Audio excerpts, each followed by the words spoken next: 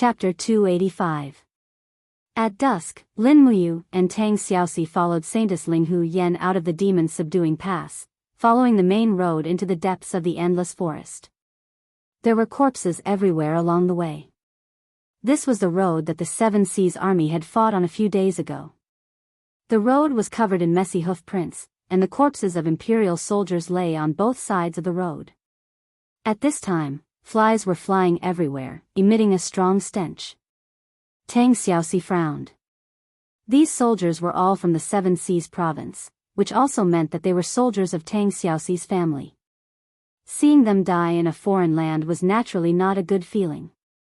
Lin Muyu could see that she couldn't bear to see it and urged her horse closer. She grasped her hand and said, "If it wasn't for these soldiers sacrificing their lives, the demon-subduing pass would have been broken before I arrived. Their sacrifice was worth it." Tang Xiaoxi didn't say much, but she knew very well that this sacrifice was actually worthless. This was a meaningless war. Torches were lit on both sides of the road. The Fox tribe's soldiers set up defenses along the sides of the road, seemingly guarding against attacks from the snake men and lizard men. The Fox tribe was a highly intelligent race and knew the importance of Tang Xiaoxi, the queen. However, the snake men and lizard men were no different from wild beasts. They wouldn't buy it. As expected, snake men's soldiers appeared on both sides of the road not far away. They held battle axes and spears, glaring fiercely at Tang Xiaoxi and Lin Muyu. Tang Xiaoxi was fine. Although she was wearing human clothing, the dancing 9 flame tails behind her were enough to prove that she was of the demon race. Lin Muyu, on the other hand, was a genuine human. The 3 golden stars on her collar shone with a frightening luster under the light of the flames. This was equivalent to telling the other races that she was a high-ranking human general. Rustle, her palm moved lightly and grasped the hilt of her sword. Lin Muyu looked around with a cautious expression, the golden light within her body ready to summon the golden gourd to battle at any time.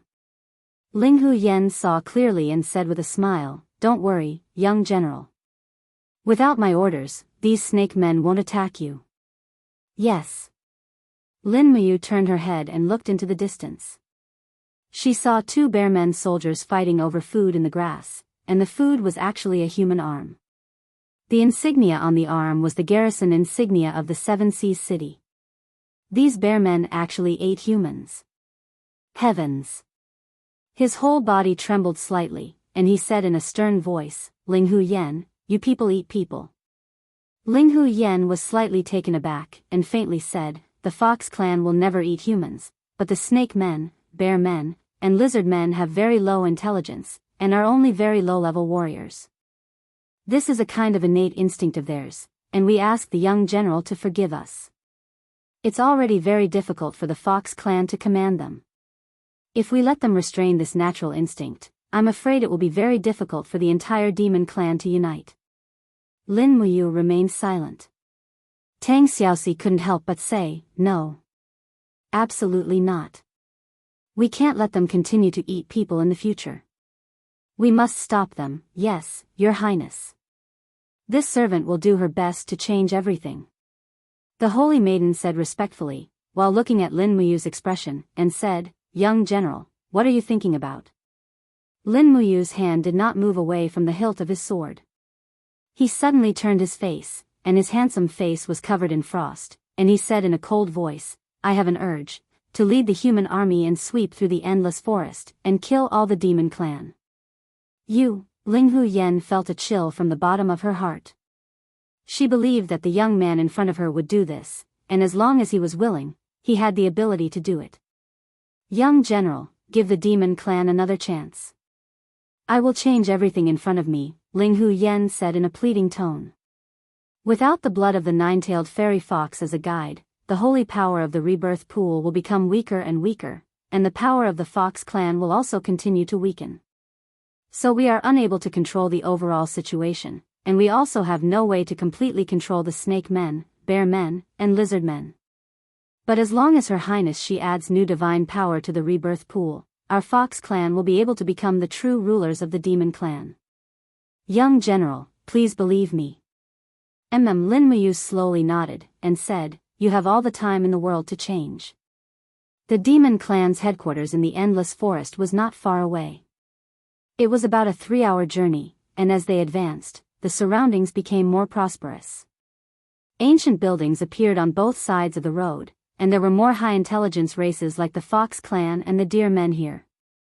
The Snake Men, Lizard Men, and the others were isolated outside the headquarters. Hiss hiss. A few Snake Men aggressively raised their weapons, as if they wanted to attack Lin Muyu.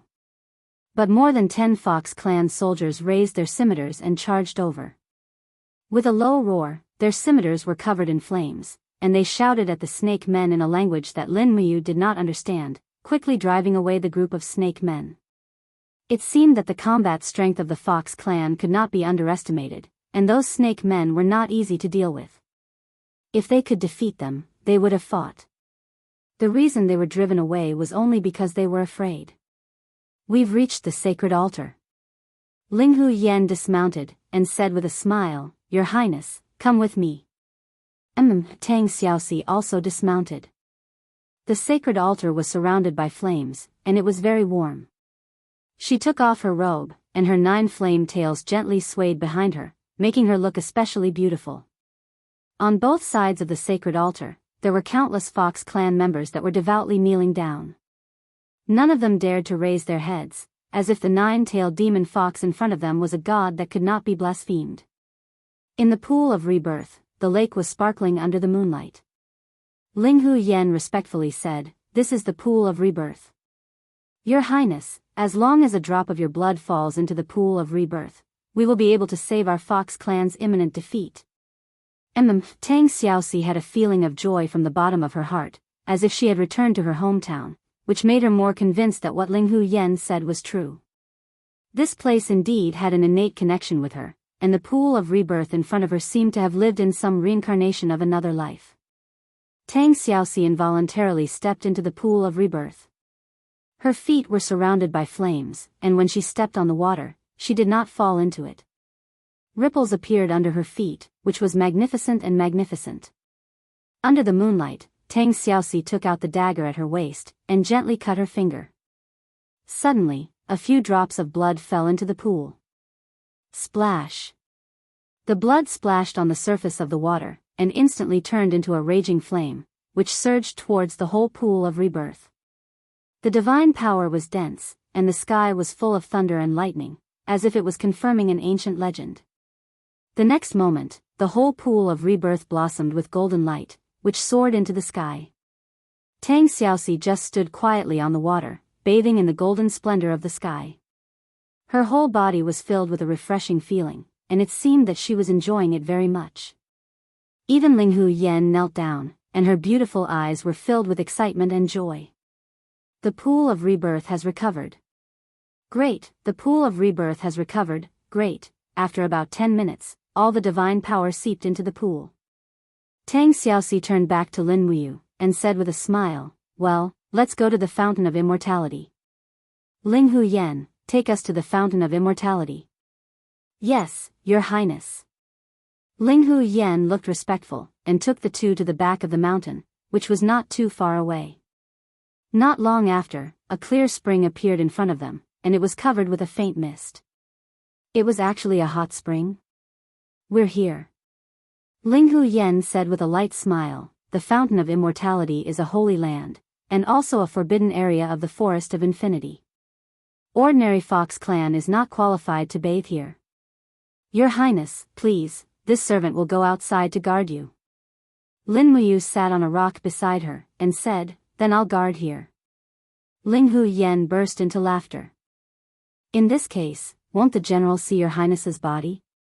Tang Xiaoxi's pretty face blushed, and said, Ling Hu Yen, you go down. It's fine, it's not like he hasn't seen. Lin Muyu also blushed, Look at you guys, as if I'm that kind of person. You're not that kind of person. Tang Xiaoxi tilted her head, and said with a smile, I'm doing this to protect you. Someone continued to quibble. Tang Xiaoxi turned her back, and took off her clothes one by one. The mist lingered around her, and it was hard to see her clearly. Not long after, the beautiful girl's naked body appeared in the moonlight under the lingering mist. Her snow-white and smooth skin was very enchanting, and the 9 flame tails gently swayed in the air, making the already stunning Tang Xiaoxi even more alluring.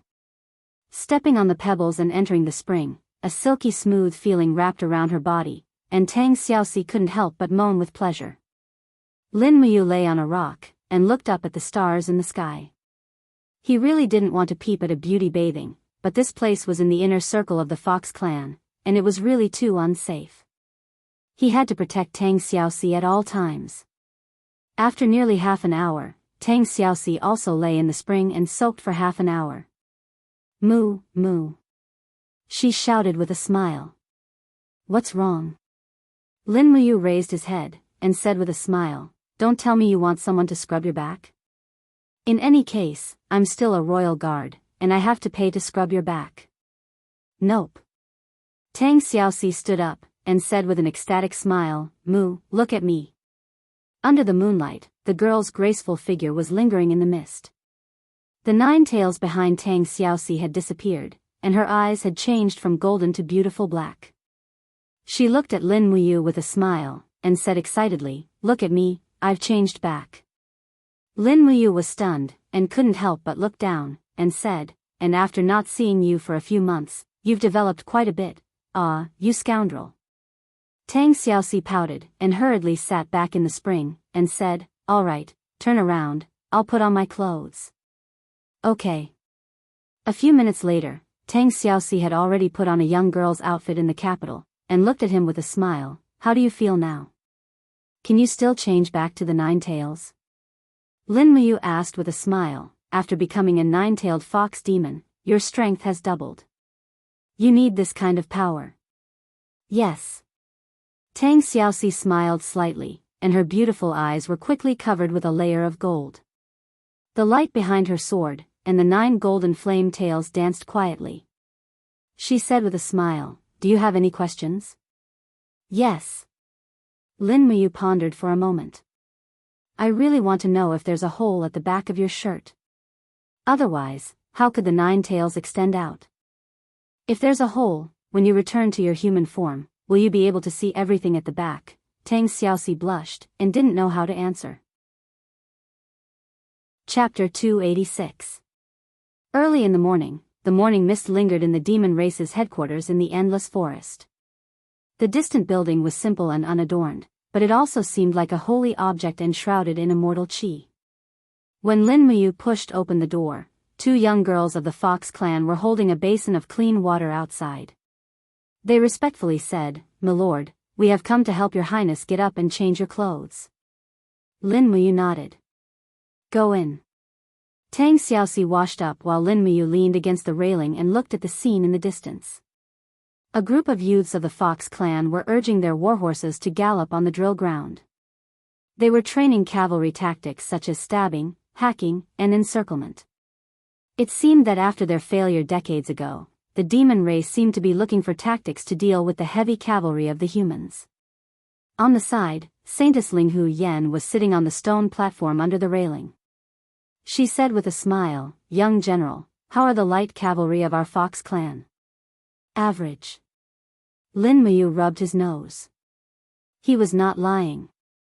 The skills and riding skills of these youths of the Fox clan were indeed very immature compared to those of the Imperial Army, Forbidden Army, and Longdan Army Camp. Their understanding of cavalry tactics was only superficial. However, he still narrowed his eyes and said, but the warhorses of the Fox clan are indeed of excellent quality. Their speed and charging power are both considered top-notch. Young general has good eyesight. Linghu Yen said with a smile, the warhorses of our Fox clan are all wild horses captured from the grasslands to the northwest of the endless forest. They are naturally wild, and in terms of leg strength and endurance, they are definitely much better than the warhorses of the Central Plains. Why don't Linghu Yen make the decision on her own and gift the young general a warhorse? Oh. Lin Muyu's eyes lit up. In this world, a warhorse was equivalent to a carriage, signifying a person's mobility. Naturally, Lin Muyu was overjoyed and said with a smile, Can I really?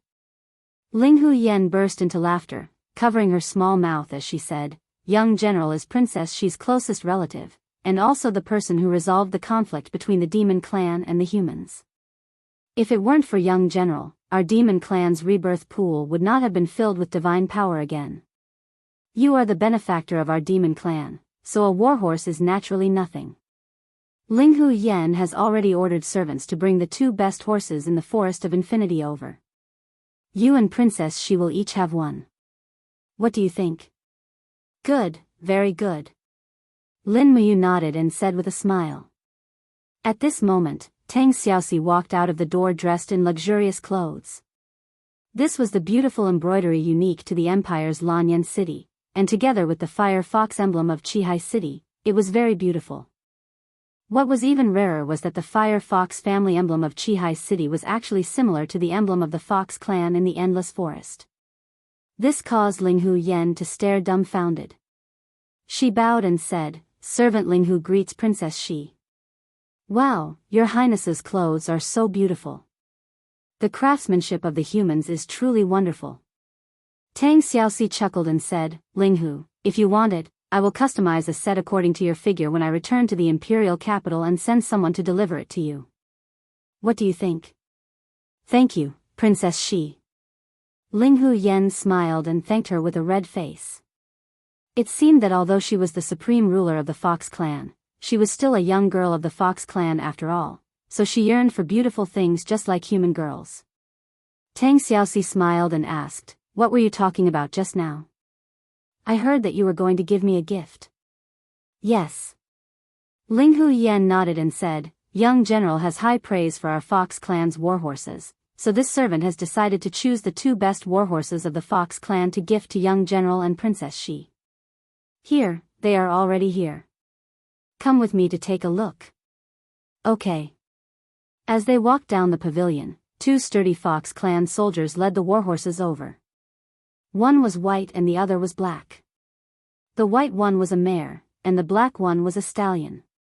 Linghu Yan smiled and said, "These are 2 warhorses that I tamed 2 years ago. The white one is called Snow Pear, and the black one is called Danger Ground. I named them myself, but if Princess Shi and young general are not satisfied with them, you can rename them." Lin Muyu chuckled and said, "I'm satisfied, how could I not be satisfied? Xiao Shi, with your personality, you must want Snow Pear, right?" Tang Xiaoxi nodded and said, "Yes, Mu wants Danger Ground. Danger Ground is more robust and suits you better." "Yes." Lin Muyu walked forward and caressed Danger Ground's face.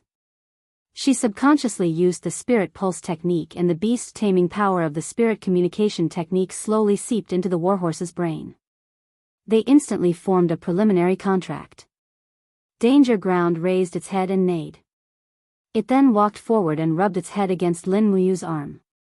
The Fox clan soldier leading the horse was stunned and said, "Heavens! What is it?" Although Danger Ground has been tamed into a warhorse, no one has ever been able to tame it. Even the most outstanding warrior of the Fox clan cannot ride Danger Ground. But now, Lin Muyu smiled slightly and said, "It means that it is fated with me, As she spoke, she pulled on the reins and flipped onto the horse. Danger Ground was instantly excited and suddenly stood up with a long neigh. Under Lin Muyu's scolding, it galloped away at an astonishing speed. It turned back in the blink of an eye and brought with it the wind. Tang Xiaoxi giggled and said, "Mu, do you like it?" "I like it." Lin Muyu praised from the bottom of her heart, "I have never ridden such a good horse in my life." Linghu Yan was also extremely happy and said, "It's great that the young general likes it. Your Highness Shi, this Snow Pear has a gentle temperament, but its speed is not slow either. Do you want to try it?" "There's no need."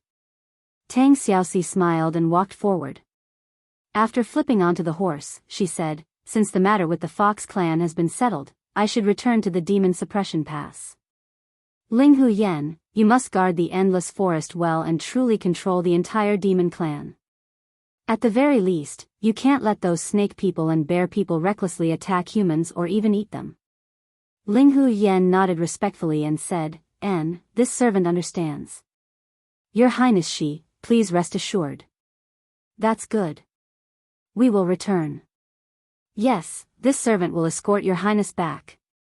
In the early morning, after a simple breakfast, the Fox clan sent out a total of 300 guards to escort Lin Muyu and Tang Xiaoxi back to the Demon Suppression Pass. They really did not have any more troops because the main force of the Fox clan had all been captured and imprisoned in the camp of the Demon Suppression Pass along with tens of thousands of deer demons. After Lin Muyu used the power of the Conquest chapter to communicate with the warhorse, she did not need to lead the horse at all. She could control the warhorse's movements with just her consciousness. This greatly improved her horsemanship skills.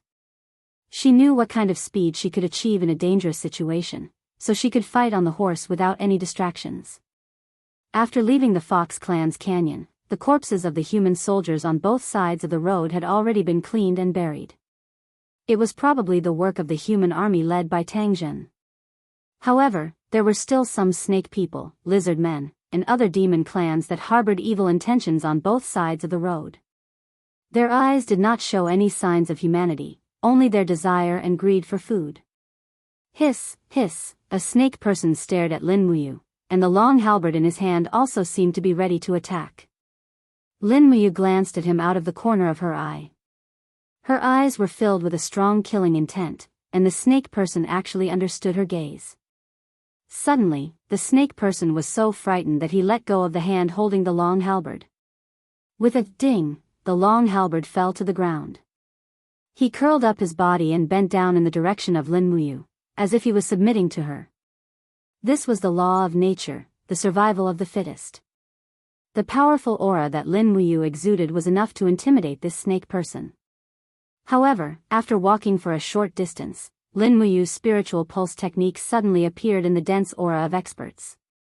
Many of them were in the human realm and earth realm. They were all in the forest on the side, less than 500 meters away from each other. Xiao Shi, Linghu, you two go first. I suddenly have to go to the forest over there to solve the problem. Lin Muyu pretended to be embarrassed. Linghu Yen chuckled. Young general is really interesting. Tang Xiaoxi was a little speechless. Mu, sometimes I really don't know what to say about you. I told you to drink less soup in the morning, but you just can't help it. That's because the Fox clan's soup is so delicious. Okay, I'm going. I'll catch up with you in a while. Okay. Lin Muyu pulled the reins, and Danger Ground flew out like a wisp of smoke, galloping into the forest in the blink of an eye. As expected, a group of 7 Seas City soldiers were squatting there with bows and spears in their hands. There were even many people holding shields and leading warhorses.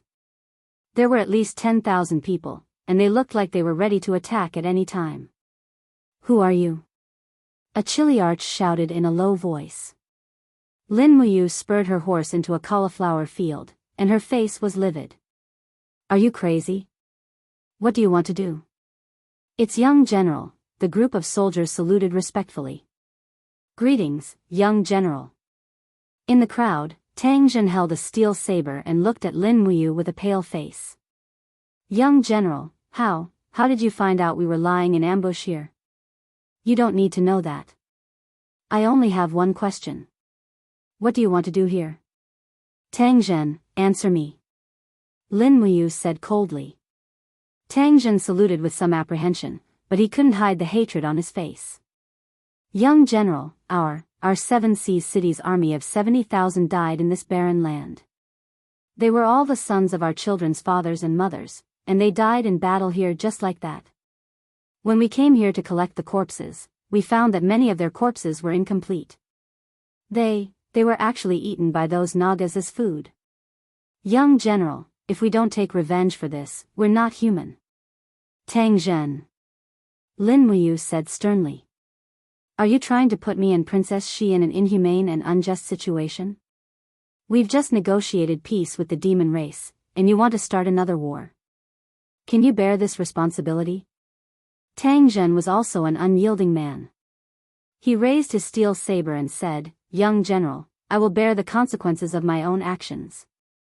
The 10,000 soldiers of 7 Seas City behind me are willing to fight for hatred. Even if we all die here, at least we have a clear conscience. If the demonic beasts are not eliminated, there will be no true peace in the world. Lin Muyu gritted her teeth. Fine, now Tang Xiaoxi is in their hands. If you launch a surprise attack, Tang Xiaoxi will definitely die. You killed Tang Xiaoxi for hatred. Is this your clear conscience? Tang Zhen was speechless. Lin Muyu dismounted and reached out to pat Tang Zhen's shoulder. Brother, I also hate the cruelty of these Nagas. I also hate that so many imperial soldiers died in vain. But this is the price of war. Give up. Follow me back to Demon Subduing Pass. Cancel this surprise attack. This is my military order as the commander of the frontline army. Tang Zhen lowered his gaze. After a while, he nodded and said, Yes, your subordinate obeys. Brothers, retreat. Chapter 287. In the Demon Subduing Pass, Qin Yin stood on the gate, looking at the troops in the distance with her beautiful eyes. Finally, Lin Muyu and Tang Xiaoxi came back. Looking from afar, Tang Xiaoxi's fox ears had disappeared and were replaced by human ears. This made Qin Yin extremely excited. She said with a smile, General Feng, Xiaoxi has returned to her original appearance. Feng Jixing nodded and smiled. Yes, I just don't know if Beauty Linghu has chosen a fox beauty as a wife for me. Qin Yin, after Lin Muyu, Tang Xiaoxi, and Linghu Yan entered the pass, Qin Yin and Feng Jixing immediately went to greet them. Tang Zhen and the others also followed. It was a large group of people. Xiaoxi, did you succeed? Qin Yin asked with a smile. Yes. Tang Xiaoxi chuckled. That's good. On the side, Feng Jixing was a little disappointed because Linghu Yan didn't take the matter of choosing a wife for him to heart. Perhaps in Linghu Yan's view, Feng Jixing was handsome and powerful. Besides, as the commander of an army, it was impossible that no girls would like such a man. With so many young girls in Lanyan City, how could Feng Jixing not worry about women? But in fact, General Feng had always been obsessed with military affairs and rarely went out to play with women. Of course, it was only a matter of rarely. Standing on the gate, Lin Muyu looked back at the group of demon soldiers imprisoned in the pass. They were unarmed and could only fight back with the instinct of the demon race. At this time, it was easy to kill them, but it also meant that they would lose the alliance with the demon race. Even if they killed these 5 elites and Linghu Yan, the saintess inside the pass, what could they do? The reward would be nothing more than more cruel revenge from the Naga and lizard men. At that time, the Empire would probably pay a greater price. Open the door and release the demon captives. Lin Muyu gave a simple order. Instantly, the group of 7 Seas city captaincy fell silent. One of them cupped his fists and said, Young General, are we really going to release them? If that's the case, it might be equivalent to releasing a tiger back into the mountains. Lin Muyu furrowed her brows and said, The demons and humans have already formed an alliance. There's no need for us to waste more manpower and resources here. The Empire's treasury has always been empty, and we can't afford to waste more resources here. But young General, he wanted to say more, but Lin Muyu turned to Su Ying and asked, Old General Su, what do you think? Su Ying's eyes flickered with the light of wisdom. He cupped his fists and said with a smile, This old general will listen to young general. Young general is the supreme commander of Demon Suppressing Pass. Young general's military orders are like a mountain, no one dares to disobey. When he said this, the group of 7 Seas city captaincy immediately didn't know what to say. Lin Muyu raised her hand and loudly ordered, Open the gate and release the demon captives. To the side, Feng Jixing saw this and couldn't help but cast a look of approval. Meanwhile, Qin Yin followed behind Lin Muyu with a smile, looking like a little sister. If not for the fact that she was dressed as an imperial princess, others might really think that she was Lin Muyu's little sister. With the sound of iron chains twisting, the heavy iron gates slowly rose, and the gates of the cages opened one after another. The next moment, Linghu Yan appeared below the gate and said with a smile, Brave warriors of the demon race, we are going home. The group of demon soldiers cheered and leapt as they left. Lin Muyu stood at the gate and cupped her fists to Ling Hu Yan, who was riding on horseback, saying, Saintess, we will meet again. Since we have already formed an alliance, the Imperial soldiers of Demon Suppressing Pass will not cross this gate. I also hope that the demon race will not offend you and will not repeatedly provoke and invade the borders of the Empire. Ling Hu Yan bowed on horseback and said with a smile, Rest assured, young general. Ling Hu understands. As she spoke, she respectfully bowed to Tang Xiaoxi and said, Your Highness this servant is returning to the Forest of Infinity. The Forest of Infinity welcomes Your Highness home at any time. The hundreds of thousands of demon soldiers in the Forest of Infinity are at Your Highness Xi's disposal at any time. Tang Xiaoxi smiled and nodded. Go, Ling Hu Yan. Yes. Ling Hu Yan turned around, pulled the reins, and slowly left with the group of captives. Lin Muyu took a deep breath. The chaos of the demon race had finally been settled. Pa. Feng Jixing slapped Lin Muyu's shoulder and said with a smile, Good lad, the chaos has been settled. The problem that Yuan Xia couldn't solve even after losing 70,000 soldiers was solved by you without shedding a single drop of blood. This time, when you return to Lanyan City, you will definitely make a great contribution. His Majesty will definitely reward you well. Lin Muyu laughed bitterly. Reward me? I'll thank the heavens if he doesn't lock me up in prison. Ha ha ha. Feng Jixing laughed heartily. Alright, now that the chaos has been settled, you can come back with us to the Imperial capital to hand in your orders. His Majesty has already ordered me to leave the Imperial Guard's Chili Arch, Sun Kailan, to guard the demon subduing pass. Look, it's him. Behind Feng Jixing, a bearded general of about 40 years old cupped his fists and said, This general obeys. I will definitely guard the demon subduing pass. Lin Muyu smiled and stepped forward to pat his shoulder. General's son, guard this place well. Remember, the humans and the demon race have already formed an alliance. We must never provoke them. The only thing you have to do is to guard the pass and never take a step further. Even if the demon race provokes you, you must endure it. Do you understand? Sun Kailan said respectfully, This general has learned his lesson. Rest assured, young general. This general knows what to do. That's good. Brother Feng, Xiao Yin and Xiao Shi, let's return to Lanyan City. All right.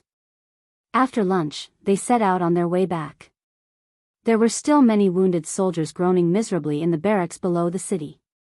Fortunately, the spiritual medicine department had sent over a lot of medicine, so there were basically no more casualties. However, Yuan Xia had lost 7 imperial warriors in the battle at the demon subduing pass and killed no more than 5 of the enemy. This kind of crushing defeat was extremely rare after Qin Jin's ascension to the throne. Presumably, Yuan Xia's position as the protector of the nation could no longer be maintained. Along the way, all living things on Earth were recovering, flowers were blooming in the warmth of spring, and rape flowers were blooming all over the ground. Tang Xiaoxi had returned to her original self, and everyone was in a good mood. However, when Feng Jixing talked about his experiences in the dragon-seeking forest, he learned about Elder Jing. So Sima Jing was killed by you. Feng Jixing muttered to himself. Sima Jing followed Duke Lan on expeditions for many years and was one of Duke Lan's most capable and trusted subordinates. He was also one of the soldiers of the river-subduing army personally conferred by His Majesty. Who would have thought? Lin Muyu grabbed the reins of Jiedi and said, I didn't want to kill him at first, but this Elder Jing was too overbearing. Moreover, I overheard his conversation with Tang Bin. When they first entered the dragon-seeking forest, he already had the intention to kill Xiao Shi. To the side, Tang Xiaoxi's body trembled slightly. Her eyes were slightly red as she said, Qin Yin gently held her hand and comforted her. Xiao Shi doesn't need to blame yourself. This isn't your fault. Feng Jixing sighed. The Seven Seas province is vast and populous, and the Seven Seas city is one of the 7 great cities of the empire. To be honest, this temptation is too great, and it's normal that Tang Bin couldn't resist it. However, now that the legend of Xiao Shi's 9-tailed fox has been solved, she has obtained a new identity, Her Royal Highness of the Endless Forest, controlling an army of over 100,000 demons. Heh, this matter definitely can't be hidden. Duke Lan will soon find out about this. At that time, I'm afraid that Duke Lan will hand over the inheritance of the Seven Seas city to Xiaoxi without hesitation, right? Qin Yin chuckled. Congratulations, Xiaoxi. This is a blessing in disguise. From now on, the scepter of the Seven Seas province should be under Xiaoxi's control. Tang Xiaoxi's expression was a little sad. Even so, it's just a scepter stained with the blood of my loved ones. Lin Muyu looked up at the willow catkins floating in the sky and said with a smile, this is how the world is. Xiaoxi, you should try to accept it as soon as possible. By the way, Brother Feng, I met a group of very strange wandering mercenaries on my way to the dragon's tomb. Strange mercenaries? Feng Jixing laughed. Mercenaries are mercenaries. They're all people who can eat, drink, gamble, smoke, cheat, and steal. What's so strange about it? Lin Muyu said, they recognized that I'm from the holy sanctum, but still wanted to attack me. Moreover, this group of mercenaries is very strong, and they've basically stepped into the human realm. Logically speaking, such a group of people doesn't need to be wandering mercenaries at all. They can have a foothold anywhere. Moreover, the swordsmanship they use is very strange. I've never seen it in Lanyan City. Oh. Feng Jixing was stunned. What kind of strange swordsmanship? Show me. Yes. Lin Muyu tried hard to recall. Then, he pulled out the dragon spirit sword and waved it a few times on the horse. The air was filled with the light of the sword, and it was very beautiful. After a few seconds, he sheathed the sword and said with a frown, that's it. The swordsmanship is very strange, and I still remember it clearly. Feng Jixing's body trembled, and he said, this is Lingnan swordsmanship. Lingnan swordsmanship? Lin Muyu was stunned. Swordsmanship from Lingnan? So, this group of wandering mercenaries is from Lingnan? It's not what you think. Feng Jixing frowned and said, as everyone knows, the Qinling Mountains divide the empire's territory into two parts. There are a total of 8 provinces in the north and 4 in the south. Every winter, the mountains are sealed by heavy snow, and the Qinling Mountains cannot be crossed. So, the north and the south are almost isolated from each other. The most prosperous province in Lingnan is the Lingnan province, which is the fief of the Southern Guardian King Qin Yi. The Southern Guardian King created a set of military swordsmanship called the Lingnan swordsmanship. Every soldier in the Lingnan army will practice the Lingnan swordsmanship. The crux of the problem lies here. How could a group of wandering mercenaries from the Lingnan province know how to use the Lingnan swordsmanship? Lin Muyu couldn't help but feel a chill run down her spine. Brother Feng, you mean to say that this group of wandering mercenaries is actually from the Lingnan Empire's army? Yes. Feng Jixing nodded. For the past year, I always felt that a storm was coming. Now, it seems that it is really coming. At the side, Qin Yin blinked her eyes, and said, second uncle, he shouldn't have any disloyal intentions, right? After all, he is father's younger brother, and although the Lingnan province has sufficient military strength, it should not be able to contend against the 8 provinces of the Lingnan province. Moreover, there is still the natural moat of the Qinling Mountains between the north and the south. Feng Jixing nodded. Yes, that is true, but there are always accidents. When we return to the imperial capital, Your Highness, you and I will report this matter to His Majesty together. Okay. Chapter 288. Late at night, the interior of the Zetian Palace was brightly lit. The palace maids had lit up the Crane Palace lanterns. The light from the lanterns gathered together and swayed with a gust of wind. After dismissing a few officials, Qin Jin left behind only Qin Yin, Tang Xiaoxi, Feng Jixing, Lin Muyu, Qin Lei, Chu Huaying, and the other people close to him. He asked with a serious expression, is what General Feng said true? Are those mercenaries skilled in the Lingnan sword style? Lin Muyu nodded. Yes, what General Feng said is true. Qin Jin muttered, who do you think these wandering mercenaries are after? The dragon forest is filled with danger. These wandering mercenaries would not barge in without a purpose. In fact, there is no need to guess. They are also after Xiaoxi, Lin Muyu said calmly. Tang Xiaoxi was slightly startled. She said, even if they are from the Lingnan Empire, why are they looking for me? Qin Yin's beautiful eyes shone with wisdom. She said, Xiaoxi, you are Duke Lan's most cherished descendant and one of the successors of the entire Seven Seas province. Therefore, there are only two reasons why the Lingnan army is looking for you. First, they want to save you and then claim credit from Duke Lan to build a good relationship with the Seven Seas province. Second, they want to bring you back to Lingnan after finding you and use you to threaten Duke Lan. These are the only two reasons. Tang Xiaoxi was silent. There was an indescribable sadness in her eyes. When did the carefree her become an important chess piece on the chessboard of the empire? Feng Jixing took a deep breath and cupped his fists. Thinking about how the House of Chivalry has tried to make a move against Xiaoxi time and time again, this seems to make more sense. The House of Chivalry's influence in Lingnan has not been affected in the slightest by the imperial edict and is still growing strong. I believe that the true mastermind behind the House of Chivalry is perhaps one of the powerful ministers in Lingnan. One of the powerful ministers, Qin Jin's eyes shone brightly as he said, Ah Lei. Qin Lei cupped his fists and said, this subordinate is here. Summon your father to Lanyan City tomorrow morning. I haven't seen my third brother for a long time. Yes, I understand. Qin Jin raised his head to look at the crowd again and said, Feng Jixing, tighten the security of the imperial capital.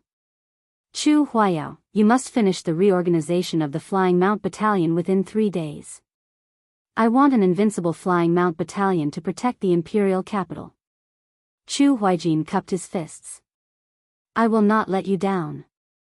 Qin Jin then looked at Lin Muyu. His gaze softened as he said, Son, you have done a great service in quelling the demon race's war.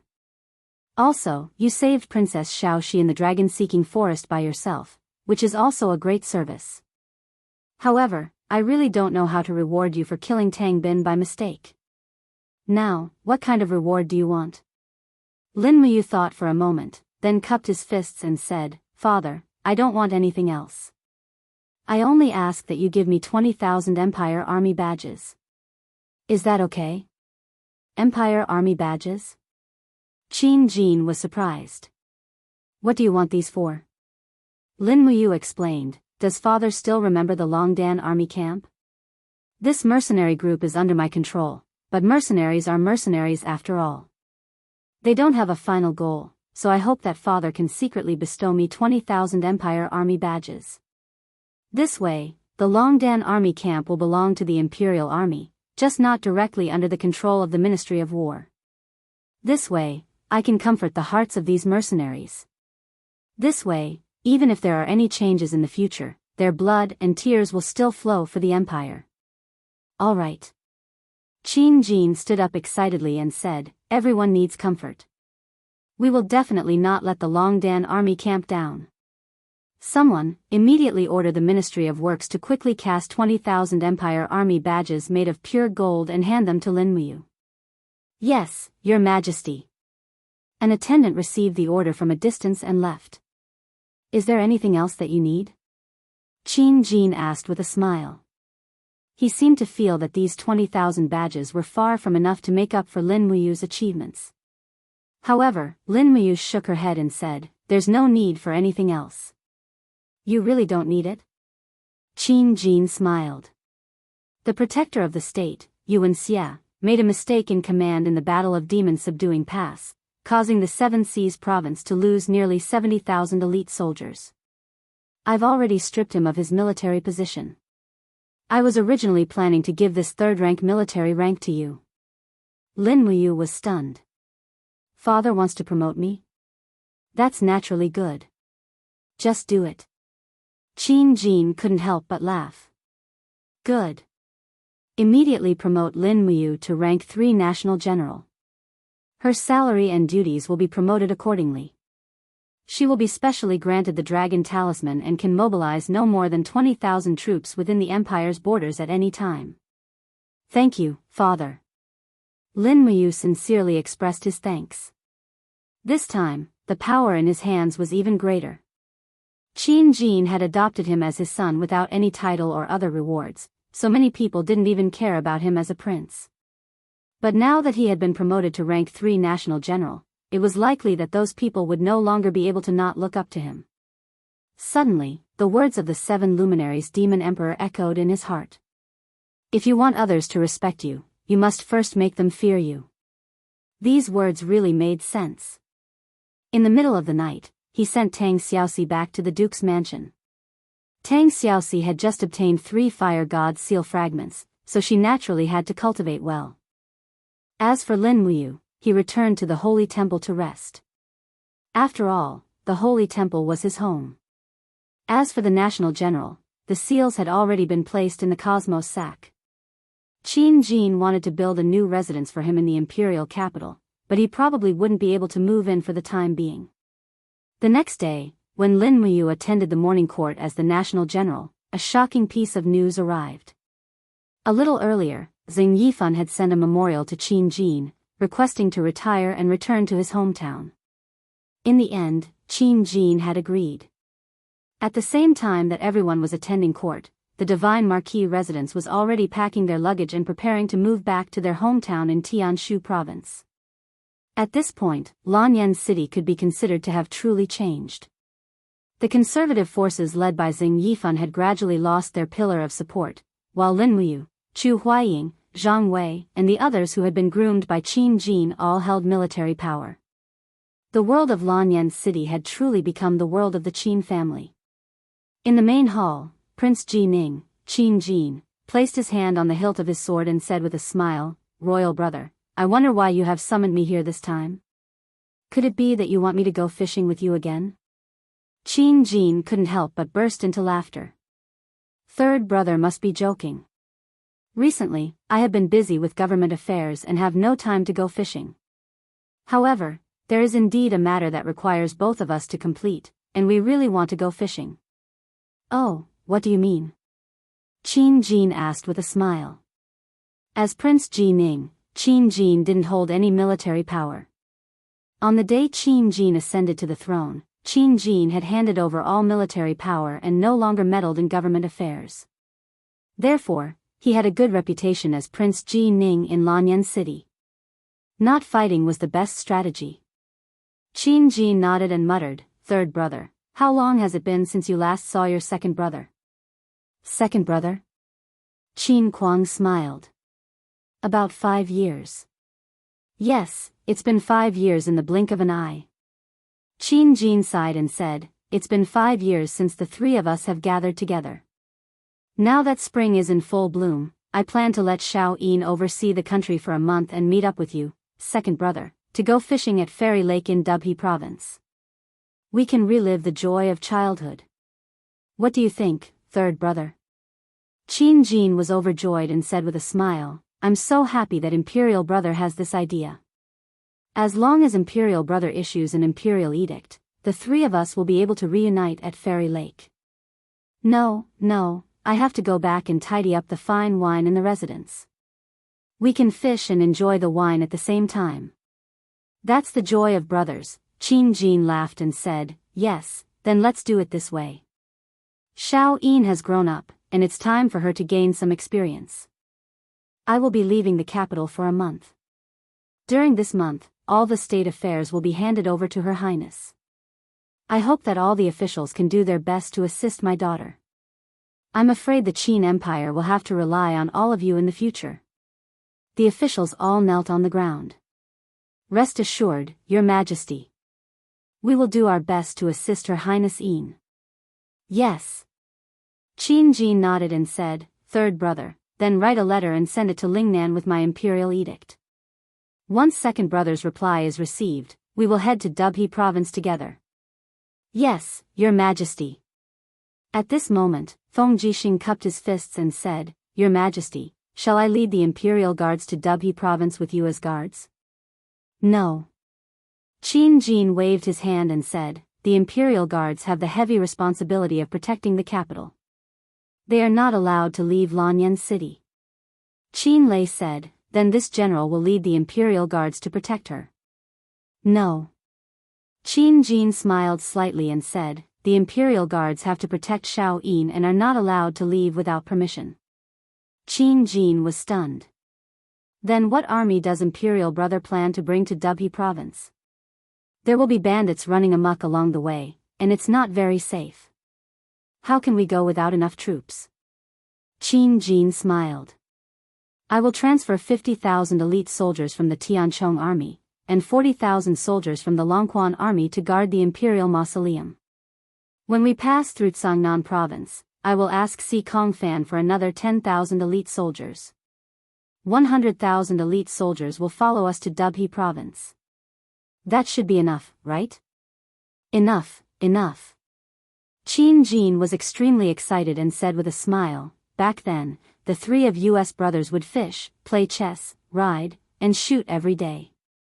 Now that we are old, if we can relive the happiness of our childhood once again, it would be enough even if we die. Ha, third brother, you are a straightforward person, but your words are really inauspicious. After the discussion, Qin Jin asked Lin Muyu to stay and accompany him and Qin Yin for lunch. At noon, Qin Jin, the emperor of the empire, once again put on an apron and began to cook lunch. Every time he cooked, he would do it himself and did not need anyone's help. From cutting the vegetables to lighting the fire and cooking, he did it all by himself. As for Lin Muyu and Qin Yin, their task was to wait at the side for the meal to be served. Imperial Father, are you really going to Dubhe province to fish? Lin Muyu asked. Qin Jin smiled. Yes, we three brothers of the Qin clan have not gathered for a long time. However, Qin Yin had a worried look on her face. What if second uncle really has the intention to be disloyal? That is a matter between brothers, so let it be settled between brothers. There is no need to use weapons, Qin Jin said with a slight smile. Lin Muyu asked, what if the Prince of Jinan, Qin Yi, does not accept Imperial Father's invitation? The knife in Qin Jin's hand that was cutting vegetables suddenly tightened, and with a pa sound, it was hammered into the wooden board. He said indifferently, then it will give me a good reason to send troops to Lingnan. I have already sent a letter to Duke Lan and Duke Yun.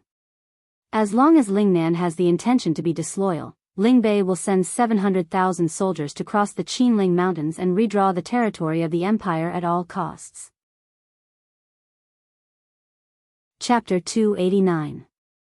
In the afternoon, Lin Muyu made a trip to the Longdan Army Camp's post house in Lanyan City. She discovered that the post house had expanded quite a bit.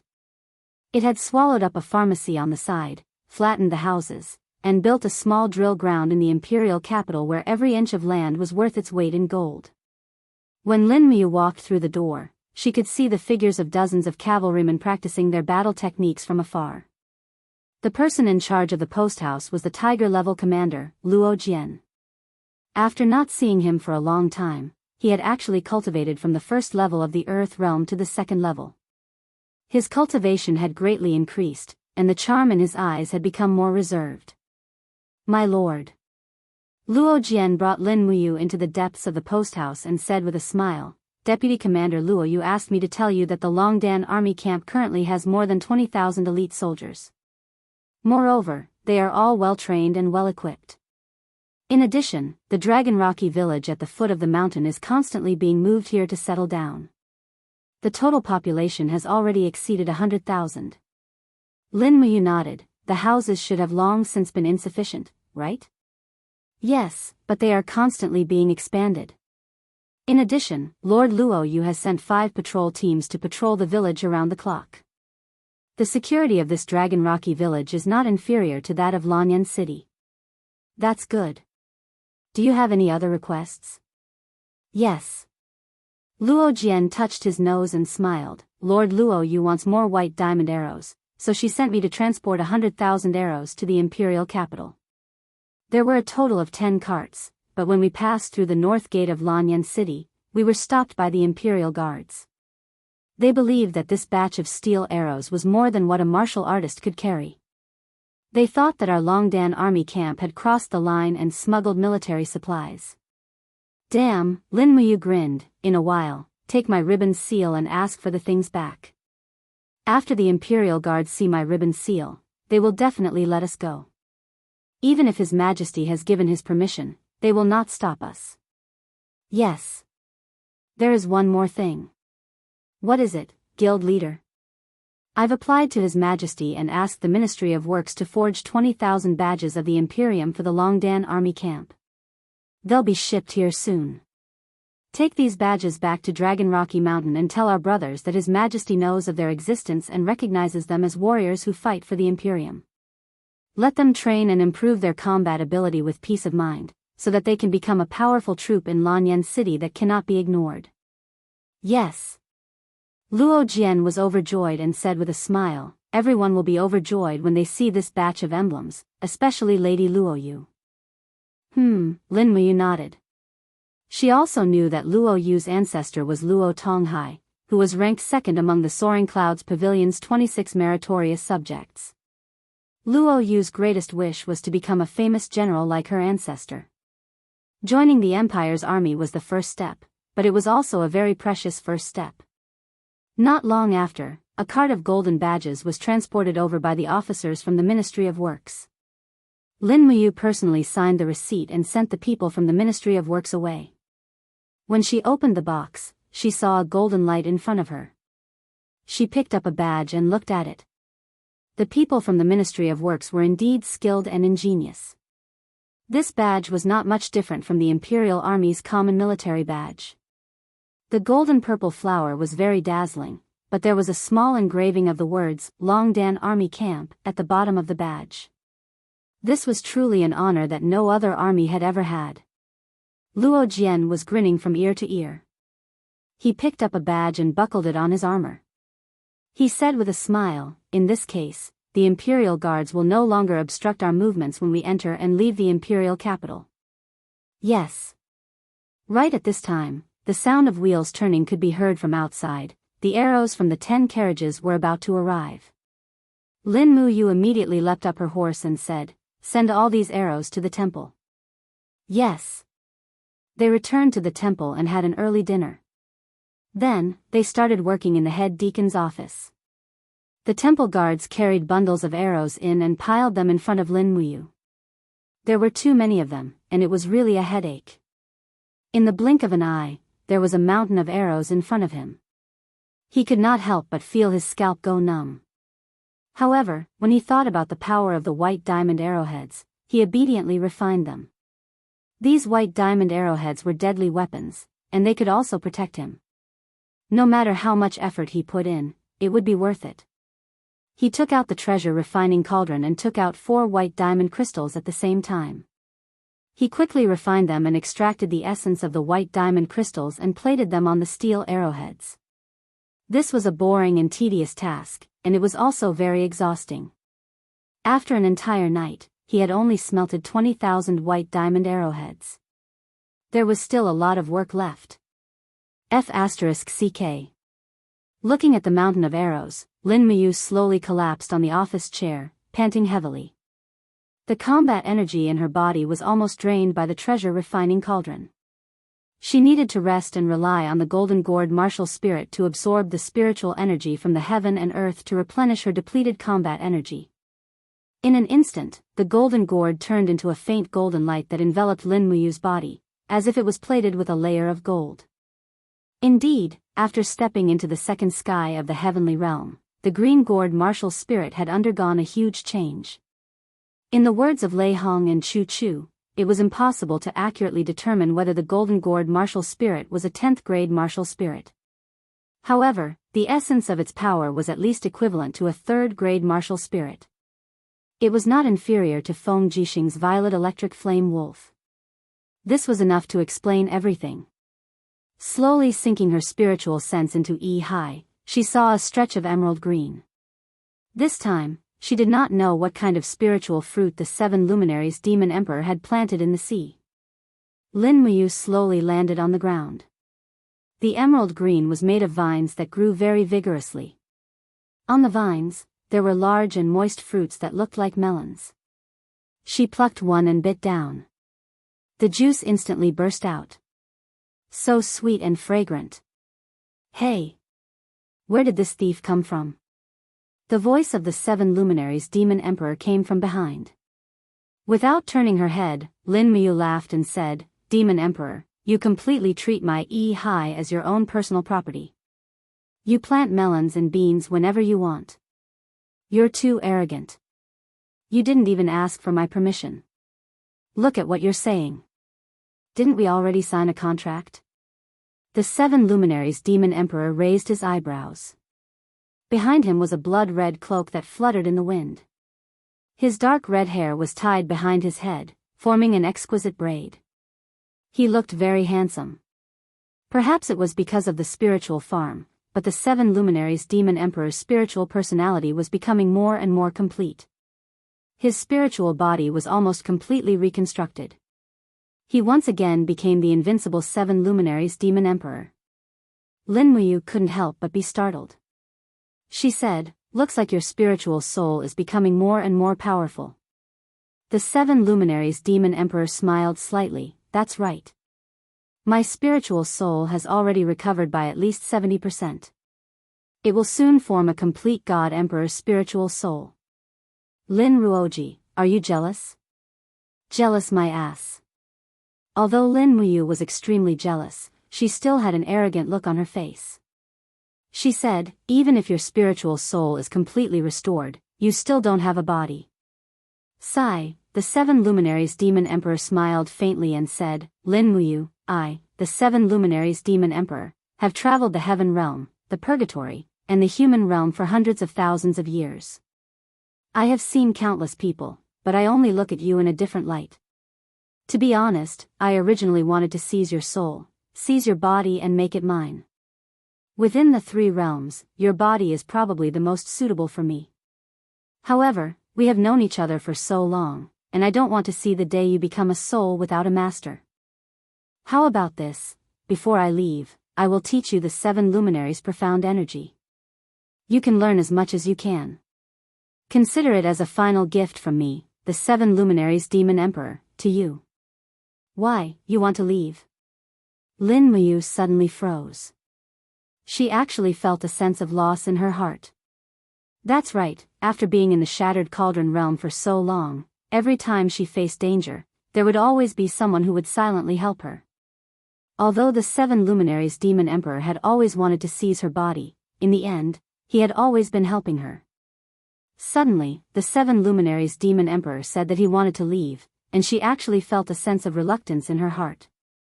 The 7 luminaries demon emperor's spiritual soul was residing in Lin Muyu's high, so she could naturally sense the changes in his emotions.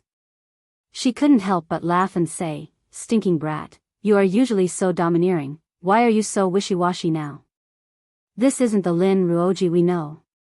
Brat, when my spiritual soul is complete, I will have enough divine power to leave your high and reconstruct my physical body. However, I still have to leave in the end. You will have to walk your own path in the future. My journey is to the vast heaven realm, where there are many gods, and your journey is to this chaotic world where there are iron horses and gold spears. Take care of yourselves. Now, you can sleep. I will impart the power of the last 3 luminaries to you. How much you can comprehend will depend on yourself. Lin Muyu nodded lightly, closed her eyes and fell asleep. Not long after, images flashed past her mind. The sea of stars, the forest of evil spirits and so on. Not long after, waves of profound energy violently attacked her soul and body without mercy. The 7 luminaries demon emperor was such a person. He was called a demon by the gods of the heaven realm, so how kind could he be? For Lin Muyu to be able to consume the 7 luminaries' profound energy, it was his good fortune. If he couldn't, it meant that he didn't have this kind of fate. He could only blame himself if his body exploded and he died. Of course, the 7 luminaries demon emperor had actually been merciful. Otherwise, the profound energy attack could have been even more violent. It wouldn't have been a problem to burn Lin Muyu's central nervous system in an instant. In front of the 7 luminaries demon emperor's powerful god emperor godhead, even if Lin Muyu's soul had strengthened quite a bit through cultivation, he was still as weak as a chicken. Although he was asleep, the pain that Lin Muyu was enduring was incomparably clear. He couldn't help but clench his teeth, furrow his brows, and let out miserable howls. At the same time, there was an "a-woo-a-woo-a-woo" sound in his mind. It was the Acatosaurus's cry. It had signed a main pet contract with Lin Muyu, so naturally, it was the same as Lin Muyu, sharing the pain brought by the seven luminaries' profound energy attack. It was really hard on that tender little fellow. No, it had already lived for 1,000 years, so it couldn't be considered a little fellow. Chapter 290. Spring had arrived in the Qinling Mountains. The snowy peaks quickly melted, revealing the endless green peaks below. The south of the Qinling Mountains was a fertile land where the people of the southern ridge lived. 1,000 miles to the south, there were 3 misty peaks that pierced through the clouds. One could faintly see spirit cranes flying among them. These spirit cranes had lived for more than 10,000 years. They were the crystallization of the spirit of heaven and earth. These spirit cranes were born kind and would never take the initiative to attack humans. This was also the reason why these 3 peaks were called sacred peaks. Between the steep ancient path, a group of people was slowly walking. This group of people was clustered around an old man in a white robe. This white robe was embroidered with golden purple flowers, and the hem was decorated with small purple gems. This old man looked to be around 60 years old. His eyes were faintly glowing as he lightly breathed. On the side, a person in military attire cupped his fists and said, "Your Highness, is that person really worth our effort?" "Yes." The head that was called Your Highness said, "He may be the only god in the mortal world. As long as we can win his support, great things can be expected. General Ji Yao, you will know when you see him. The last time I saw him was 20 years ago, but after so many years, his every move seems to be right in front of me." Ji Yao was startled and said with a smile, "A person that can make the Southern Guardian King cross thousands of mountains and rivers to come to this barren land must be extraordinary. This subordinate will wait and see. Later, when you see him, you must be respectful. Don't talk nonsense." "Yes." About 2 hours later, the Southern Guardian King, Ji Yao, and the others finally reached the top of the mountain. On the top of the mountain, there was a golden palace that pierced through the clouds. It was like the palace of a god that had fallen into the mortal world. Outside the palace, several servants in plain clothes were waving brooms and sweeping the fallen leaves on the ground. When the Southern Guardian King and the others came close, they raised their heads and asked, "What are you all doing?" The Southern Guardian King respectfully cupped his fists and said, "The Southern Guardian King, Qin Yi, greets the Celestial Supreme Luolan. I hope the Celestial Supreme can grant me an audience." The servant smiled and said, "Your Highness, please go back. The Celestial Supreme has not seen anyone in the mortal world for many years." Qin Yi was taken aback. This, Ji Yao angrily put his hand on the hilt of his sword and yelled, "You are so unreasonable. Our Lord has come to invite him, but he is so rude. He doesn't even let him see the door. What kind of logic is this?" The attendant smiled, "General, Senior Immortal was originally one of the gods in the heaven realm. He cultivated in the mortal realm and did not want to come into contact with the mortal world. I hope General can understand." "I understand you." Ji Yao had a violent temperament. He drew his sword and slashed. The blade was filled with dou qi. He was going to split the attendant into 2. The Southern Guardian King wanted to stop him, but it was too late. However, at this moment, a faint smile appeared on the attendant's face. He suddenly let out a shout that was like a golden bell, and the sound waves struck the surrounding people to the point that they could not move at all. However, Ji Yao's sword could not continue slashing down no matter how hard he tried. It was as if his body was no longer under his control. Domain. This was the power of a domain. This unassuming sweeper was actually a sanctuary powerhouse. Ji Yao was dumbfounded. Qin Yi hurriedly cupped his fists and said, "My subordinate does not know the proper etiquette, please forgive him.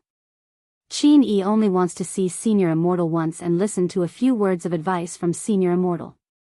This trip will not be in vain." The waiter sighed. Since that's the case, come with me.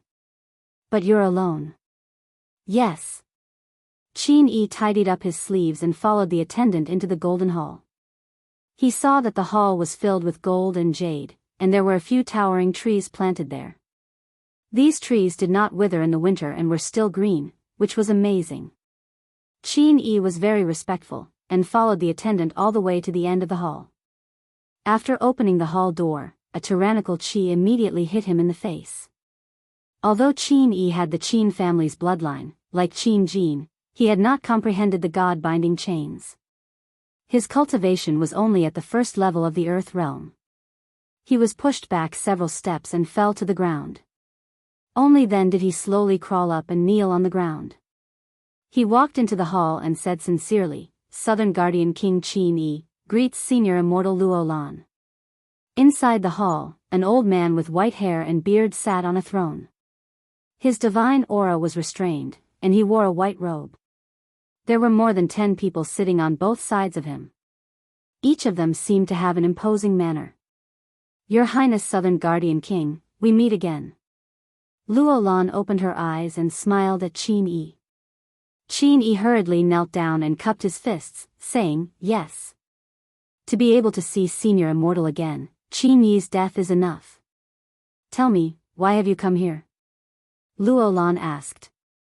Qin-Yi said in a low voice, "In this world, Qin-Jin has ascended to the throne and used powerful officials. The warlords of North Ridge have already established a separatist regime. They have levied taxes and plundered innocent women to make them their concubines. The heavens are angry and the people resent them. They have caused many lives to be torn apart. The emperor is so cruel and inhumane that the heavens and earth mourn. Qin-Yi is untalented, but I am willing to unite the vassals of South Ridge and overthrow the emperor. I want people to be benevolent and all lives are equal. I want to build a country of righteousness and harmony and give the people a chance to live an equal life." So, Qin-Yi is bold enough to ask Senior Immortal to come out of seclusion and pacify the world for me. "How dare you!" A big man with a curly beard on Luo Lan's right shouted, "Qin-Yi, who do you think you are? How dare you try to order Senior Immortal? You are too arrogant." Qin-Yi hurriedly knelt down again, "Senior Immortal, if not for me, please do it for the people of the world." Luo Lan smiled slightly, raised his palm, and pushed lightly. Immediately, an invisible force quickly helped Qin-Yi up. Then, Luo Lan stood up and stepped out, but with a "Qi-la" sound, he stepped into a crack in space. In the next second, his figure appeared at the entrance of the hall 100 meters away. Looking at the vast clouds in the sky, Luo Lan said lightly, "King of South Subduing, do you really want to fight for the people of the world?" Qin-Yi turned around and said humbly, "Yes, after obtaining the world, Qin-Yi will never call himself emperor." "Is that so?"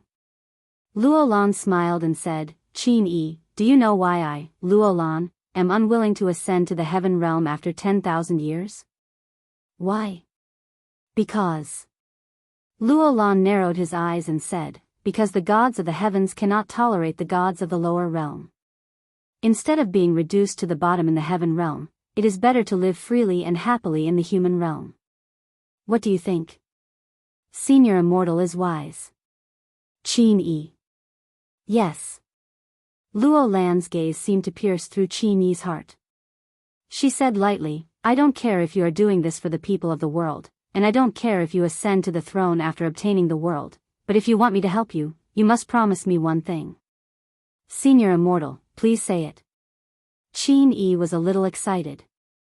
Luo Lan smiled and said, "After you obtain the world, you must rebuild the shrine and worship me, Luo Lan. In addition, you must take out 20% of the annual tax revenue from the national treasury and offer it to me. As long as you fulfill these 2 conditions, I will leave the mountain and help you obtain the world."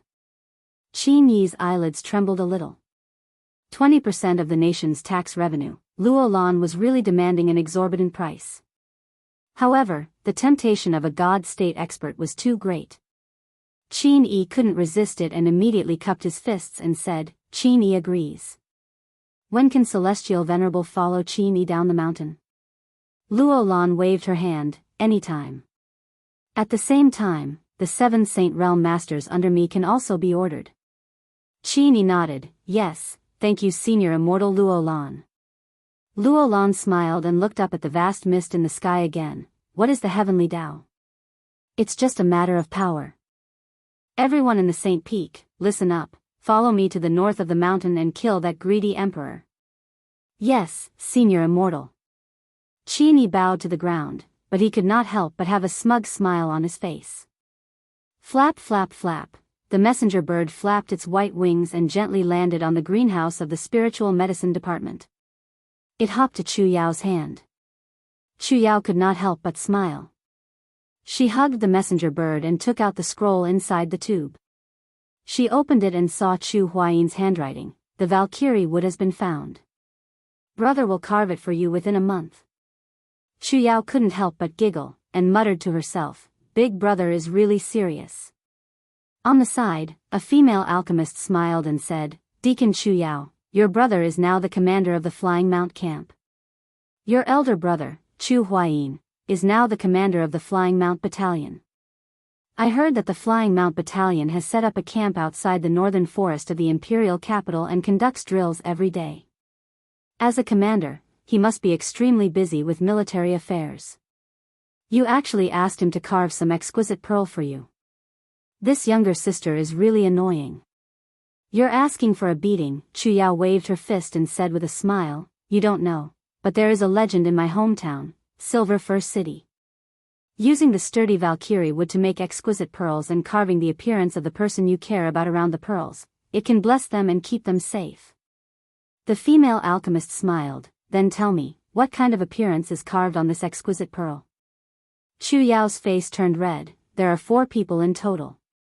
One is me, one is my brother, one is Sister Xinxiang, and the last one. Who is the last one? The female alchemist jokingly said, Let me guess, it must be a Deacon Lin from the Holy Temple opposite our spiritual medicine division. I heard that he is also a general who protects the nation, a high-ranking official. Chu Yao laughed and scolded, I taught you to refine medicine every day, but you're not good at it. You actually know so much about these trivial matters. You is even busier than my brother, and he hasn't come to the spiritual medicine division to see me for many days. You can go to the spiritual medicine division to see him. I'm a girl, I have to be reserved. Oh, our Deacon Chu Yao is actually so reserved, stupid girl, I'll teach you first. After fooling around for a while, Chu Yao's expression suddenly darkened. Shaolan, should we make a trip to the Divine Marquis's residence and visit Sister Xinxiang? The alchemist named Shaolan nodded, yes, I heard that the Divine Marquis Xing Yifan moved his family to Tianshu province, but Xinxiang insisted on not following the Divine Marquis back. She even threatened to kill herself, so the Divine Marquis left a few generals in the Divine Marquis's residence to protect Xinxiang. Unfortunately, Lord Chu Huayin promised that he would never see Xinxiang again. Why can't 2 people who love each other be together? Chu Yao sat there absent-mindedly, pursing her red lips. Maybe they don't want to leave, they just want to watch over each other in Lanyan City. Shaolan. Chapter 291. 10 days passed in the blink of an eye. 100,000 arrows had already been refined into white diamond arrowheads and they had been handed over to Luo Jian to be delivered to Dragoncliff Mountain. Lin Muyu's understanding of the 7 luminaries' profound energy had also deepened to the 6th luminary's realm. Over the past few days, he had been constantly, secretly eating the spirit fields planted by the 7 luminaries' demon emperor in the sea, and the strength of his spirit soul had increased at an extremely fast pace. He could already easily control the 5th luminary's power of 5 elements 8 desolation, and he had even forcefully activated his battle energy and could barely use the profound energy of the 6 luminaries' heaven and earth tribulation. Only the 7th luminaries, the strongest form of the 7 luminary star transformation, had not been able to gain a basic understanding of it. As a result, the 7 luminaries' demon emperor had often called him a weak chicken. But in reality, this fellow who was as weak as a chicken was able to use the 6 luminaries' heaven and earth tribulation with merely the cultivation of the 2nd level of the heaven realm. This had already caused the 7 luminaries' demon emperor to sigh in admiration. However, the seven luminaries' demon emperor was naturally competitive and arrogant, so other than scolding others, his words were as precious as gold. As a result, he would not praise Lin Muyu with even a single word. Early in the morning, the 50,000-strong army of the Tianchong Legion gathered outside Lanyan City to escort the monarch and Prince Yuning on their eastern patrol. Naturally, Lin Muyu, Feng Jixing, Chu Huayin and the other important generals had to send them off as well. A thick fog rose from the forest outside the city and the fog turned into strands of dew that fell on Qin Yin's body, wetting the ends of her hair. Even when she blinked her eyes, tiny droplets of dew would slide down her slender eyelashes. The war drums thundered. This time, the Eastern Patrol was like an expedition. Qin Jin was dressed in golden armor and at his waist hung the Desolation sword which symbolized imperial authority. His face was full of smiles as he chatted cheerfully with Prince Yuning Qin Yin while Qin Yin's beautiful face was filled with reluctance and worry. Xiao Yin, don't be so worried. It's not like Imperial Father won't come back. Qin Jin looked at his daughter dotingly and said, while Imperial Father is patrolling the east, you must be more humble in managing government affairs. Remember, if you encounter any problems, ask Chu, Lei Hong, and the right minister. They are all important officials of the empire and will be able to provide you with the correct opinions. You cannot slack off in military affairs either. Feng Jixing, Chu Huayin, and Qin Lei control all of the troops defending the imperial capital. Yes, Imperial Father, I understand. You have to be careful along the way and take care of yourself. Don't worry. Qin Jin smiled and nodded. Then, he looked deeply at Lin Muyu and said, You, protect your little sister Xiao Yin and wait for father to return from his tour. Do you understand? Lin Muyu cupped her fists and said, Don't worry, Imperial Father. I will definitely ensure Xiao Yin's safety. Then I'm relieved. Qin Jin smiled and said loudly, East Patrol, depart. The war drums rumbled once more and the frontline heavy cavalry set off. The Tianchong Legion had a total of 90,000 soldiers, but there were less than 30,000 heavy cavalry. This was enough to show how valuable cavalry was. This time, the cavalry had all set off for the East Patrol, while the Central Army was guarded by shield soldiers and pikemen. The rear army was guarded by archers. The 50,000-strong army set off in a majestic manner and left Lanyan City. Qin Yin looked at the back of the East Patrol with a lost look in her eyes. Beside her, Tang Xiaoxi said, Xiao Yin, let's go back as well. It's cold outside, don't freeze your body. Qin Yin nodded and frowned slightly. Xiao Shi, I keep feeling a little uneasy. I really hope that Imperial Father can cancel this East Patrol. Why? Are you worried about the Prince of Southern Defense, Qin Yi? Tang Xiaoxi asked with a smile. Qin Yi nodded and said, Imperial Uncle Qin Yi has not come to the capital to see Imperial Father for many years. Moreover, I heard that he is actively training soldiers in Lingnan. 10 years ago, there were already 200,000 soldiers in Lingnan. But who knows how many there are now. The secret agents that the capital sent to Lingnan reported that there are at least 500,000 soldiers in Lingnan. 500,000, Tang Xiaoxi chuckled. Don't worry. Don't forget that these 500,000 soldiers may not be loyal to the Prince of Southern Defense. After all, there are still people like Earl Xiang, Lord Manning, and General Lin Yu. Moreover, there are military camps of the Empire every 10 miles to the north of the Qinling Mountains. As long as the soldiers of Lingnan leave the pass to the north, they will be discovered immediately. It can be said that if the Prince of Southern Defense really wants to rebel, he has no chance of winning. I hope so. Qin Yin still looked worried. She turned to look at Lin Muyu, only to find that he was holding a black ball in his hand and chatting with Chu Huayin. Brother Chu, is this the legendary Linglong Pearl? Yes, what's wrong? Isn't it small and exquisite? Chu Huayin glared. Damn, it's about the size of a duck egg. Do you dare to say that it's very exquisite? Lin Muyu also widened her eyes. What's more, what's that thing carved on it? It looks like a big yellow dog. You gave big sis Chu Yao's birthday present this thing? Chu Huayin glared and said, Yao asked me to carve characters on all 4 sides of the Linglong Pearl. It just so happens that the character on this side is you. This is what you look like, not a big yellow dog, you. Lin Muyu continued to widen her eyes. It's obviously a big dog with a big tail. How can you say that it looks like me? Brother Chu, we can't be so unreasonable. Brother Feng, do you think this looks like me?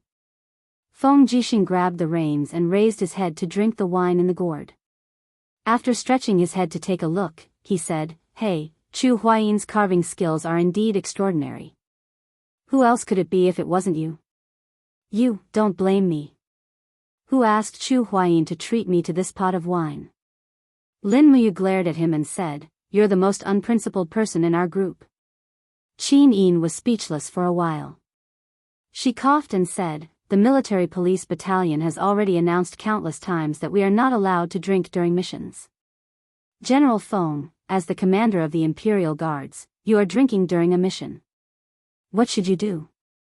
With a pa sound, Feng Jixing threw the gourd in his hand to the ground, causing the smell of wine to splatter all over the place.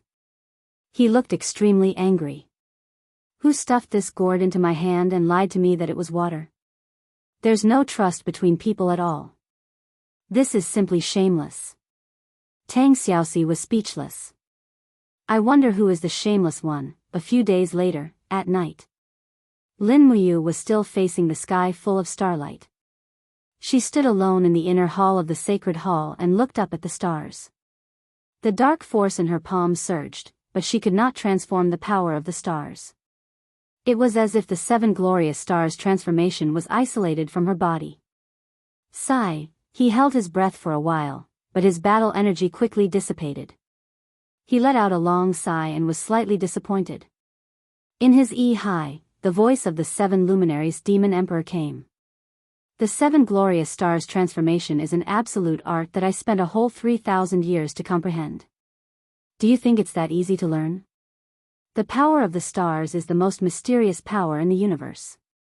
An ordinary human body cannot withstand it at all. You are just a mortal now, so don't be discouraged. Take your time. Lin Muyu said, Demon Emperor, how do you feel as a god? God? The 7 luminaries Demon Emperor was stunned. He smiled and said, What can I feel? I'm just invincible. Everyone is afraid of me, respects me, and obeys my orders.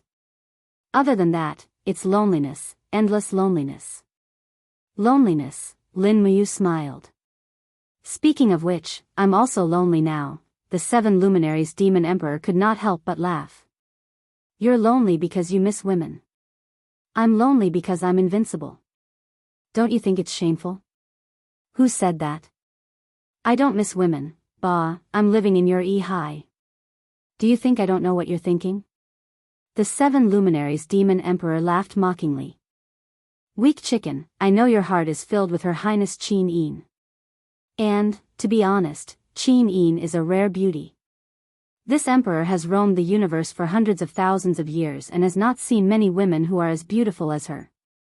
It's rare that an ugly dog like Qin Yi could have such a beautiful descendant. If I were you, I would go to Zhe Tian Palace and sleep with the princess while the emperor is not at home. He, Lin Muyu glared. That's why you're called the Demon Emperor. Everyone wants to beat you up. Huh, brat, it's fine if you don't call me teacher, but you actually dare to mock me. Is there a disciple like you? If I knew this would happen, would have taught you the 7 luminaries mantra in reverse. That way, you'd be better off dead than alive, hee. Lin Muyu could not help but feel a chill in her heart. Don't scare me. Speaking of which, Demon Emperor, I've been feeling uneasy for the past few days. I don't know what's going on. Could it be an ominous sign? The 7 luminaries Demon Emperor smiled faintly. An ominous sign? Don't forget, you have a strand of my divine power in your body. Since you're feeling uneasy, it's definitely not as simple as an omen. It's more likely that something is really going to happen. Your divine power is stronger than mine. You should be able to sense that something is going to happen, right? No, I'll be confused if I'm too concerned. What happens on this mainland has nothing to do with me. It doesn't matter who lives or dies, so I won't feel uneasy. The demon emperor spoke very calmly. In fact, he really did not care about these things. Lin Muyu took a deep breath and turned to look at a temple guard behind her. Call Luo Jian from the Longdan army camp. Yes. Not long after, Luo Jian rode his horse into the temple. After dismounting, he asked, Madam, what's wrong? Is something the matter? Nothing for now. Lin Muyu said faintly, go to the Dragon Rocky Mountain personally and pass the order. Let the Longdan army camp maintain its vigilance and be ready to go out at any time. Don't slack on any training and wait for my orders. Yes, madam. With this, Lin Muyu felt a little more at ease. With the Longdan army camp around, at least they would not be caught off guard in any situation. Thousands of miles away, in the Qinling Mountains. Spring had arrived, and it was the rainy season at this time. It was drizzling in the air, and this rain lasted for 3 consecutive days, as if it would not stop. In the darkness of the night, a group of people in green straw raincoats led horses draped in green grass as they walked slowly on the mountain path. The morning light shone from the eastern sky and shone on the mountains. Suddenly, countless people in green raincoats could be seen leading horses and holding weapons as they quietly crossed the Qinling Mountains. Chapter 292. Thud, thud, thud, the sound of horse hooves could be heard hurriedly. The messenger quickly entered the Flying Mount camp in the north of the city and presented the letter to him. Commander, a letter from Lady Lin Muyu from the Divine Temple. Oh, a letter from you? Chu Huayin smiled and opened the letter. There was a line of words written on it that wasn't very nice. Recently, I've been feeling uneasy. I'm afraid that there will be changes in the empire. As the commander of the Flying Mount camp, elder brother should send more scouts to patrol around the North Ridge province to maintain vigilance in the capital. Sincerely, you. Commander, what's the matter with General Lin Muyu? A cavalry captain asked. Chu Huayin frowned and said, you said that he has an ominous premonition that something will happen to the empire. Men, have the East Patrol team sent back any news? How is Her Majesty's current situation? A deputy general cupped his fists and said, we just sent back a letter last night. Everything is safe. Her Majesty has already met the Prince of South Garrison, Qin Yi. The 3 brothers should be enjoying fishing by the fairy lake now. That's good. Chu Huayin took a deep breath and said, Captain Li, pick 500 people from the Flying Mount camp and form a team of 5. Bring dry rations and divide them into 100 teams to patrol around the Earth Star Province, North Ridge Province, and Sangnan Province. Once there are any abnormal movements, immediately report to me by messenger bird. I'll leave this matter to you.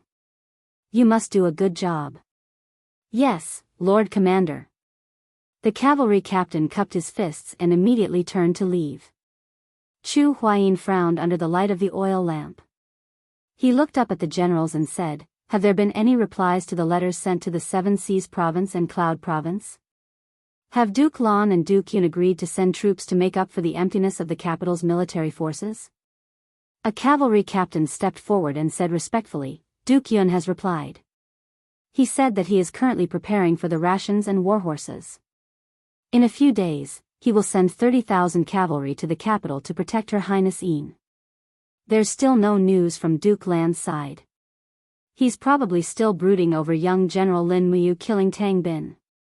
Chu Huaijin gently punched the table and said, Tang Lan, don't forget that Shaoxi is still in Lanyan City. If something happens in Lanyan City, can Shaoxi stay out of it? The cavalry commandant said, Commander, should we inform Commander Feng Jixing about this patrol? Yes. Chu Huaimian nodded and said, I'll personally make a trip to the Imperial Army's encampment tomorrow morning. The Imperial capital's defenses are too weak at the moment. There are only 50,000 soldiers.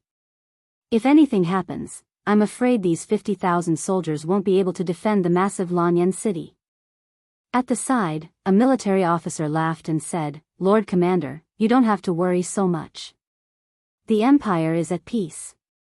Moreover, His Highness, the Prince of Jinan, and His Majesty are on patrol at Fairy Lake. What other changes can there be when the North and the South are together? Chu Huaimian looked at him deeply and said, Lin Muyu, have you seen this person before? I haven't. Then you can get to know him. Yu's actions are always unexpected. His predictions are most likely not wrong. No, I have to go to the Imperial Army's encampment now.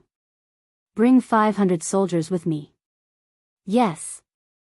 In the Imperial Army's encampment, under the yellow light, Feng Jixing was wrapped in a blanket. He was holding Xiang Wentian's 7 Victorious Tactics scroll and reading it carefully. He sneezed frequently and his face was pale. Lord Commander, Commander Chu of the Flying Mount Battalion requests an audience, a guard outside the tent said respectfully. Let him in. Watch the tea. Yes. When Chu Huaimian entered the tent with 2 cavalry commandants, he couldn't help but be stunned. Feng Jixing, are you sick? It's just a cold. It's just a minor illness. Feng Jixing smiled and said, I will circulate my energy to force the cold poison out of my body. You have such good skills, why do you need a medical officer? Chu Huaimian sat down and moved the brazier in front of Feng Jixing. He said, with your cultivation, Feng Jixing, it's not easy for you to catch a cold. Huh, old Chu, you didn't come to the Imperial Army's encampment so late just to treat me to a drink, right? Of course not. Chu Huaimian sat down and said, these days, His Majesty has gone to Tianshu province, and His Highness is in charge. Feng Jixing, don't you feel a little uneasy? Yes. Feng Jixing said seriously, the price of the Yinhua wine in the winery is high, the women in the Yihong brothel are getting uglier, the glutinous rice in the capital's rice shop is always mixed with sticky rice, and those bastards in the Ministry of Revenue are always late in paying the army. I can't live like this anymore, I feel uneasy every day. F***CK. Chu Huaimian stood up. Be serious, or I'll leave. Feng Jixing laughed. Alright, I won't joke around anymore. Tell me, what's the matter? Chu Huaimian said, in the past 7 days, the Fire Sparrow Division in Lanyan City has not received a single case regarding the bandits in the Qinling Mountains. The hunters near the Qinling Mountains are complaining that all the prey in the mountains suddenly disappeared without a trace, as if they had all been killed. In addition, the hundreds of hostels and inns in the villages outside Lanyan City are almost all full, and people even have to go to Lanyan City to buy food. All of this is so unusual. This, Feng Jixing looked at Chu Huaimian with his clear eyes and said, someone has taken advantage of the situation and entered the capital, right? Yes, and there are quite a few of them. Chu Huaimian said lightly, I've sent people to investigate. In terms of food rations, there are at least 200,000 people who have entered the territory of the capital. This is very unusual. But the patrol teams that come and go have not found any clues, right? Yes, how do you know?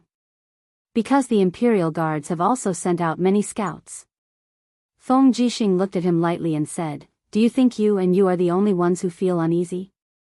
My premonition is even stronger. This storm is finally coming to the capital. Who could it be? Chu Huaimian clenched his fists and said, is there really nothing we can do? Yes. Feng Jixing smiled slightly and said, tomorrow, I'll ask Her Highness Yin to make an announcement. Martial law will be imposed in the North Ridge province. Merchants who come and go must be checked carefully. If they find any metal weapons, they must be taken away.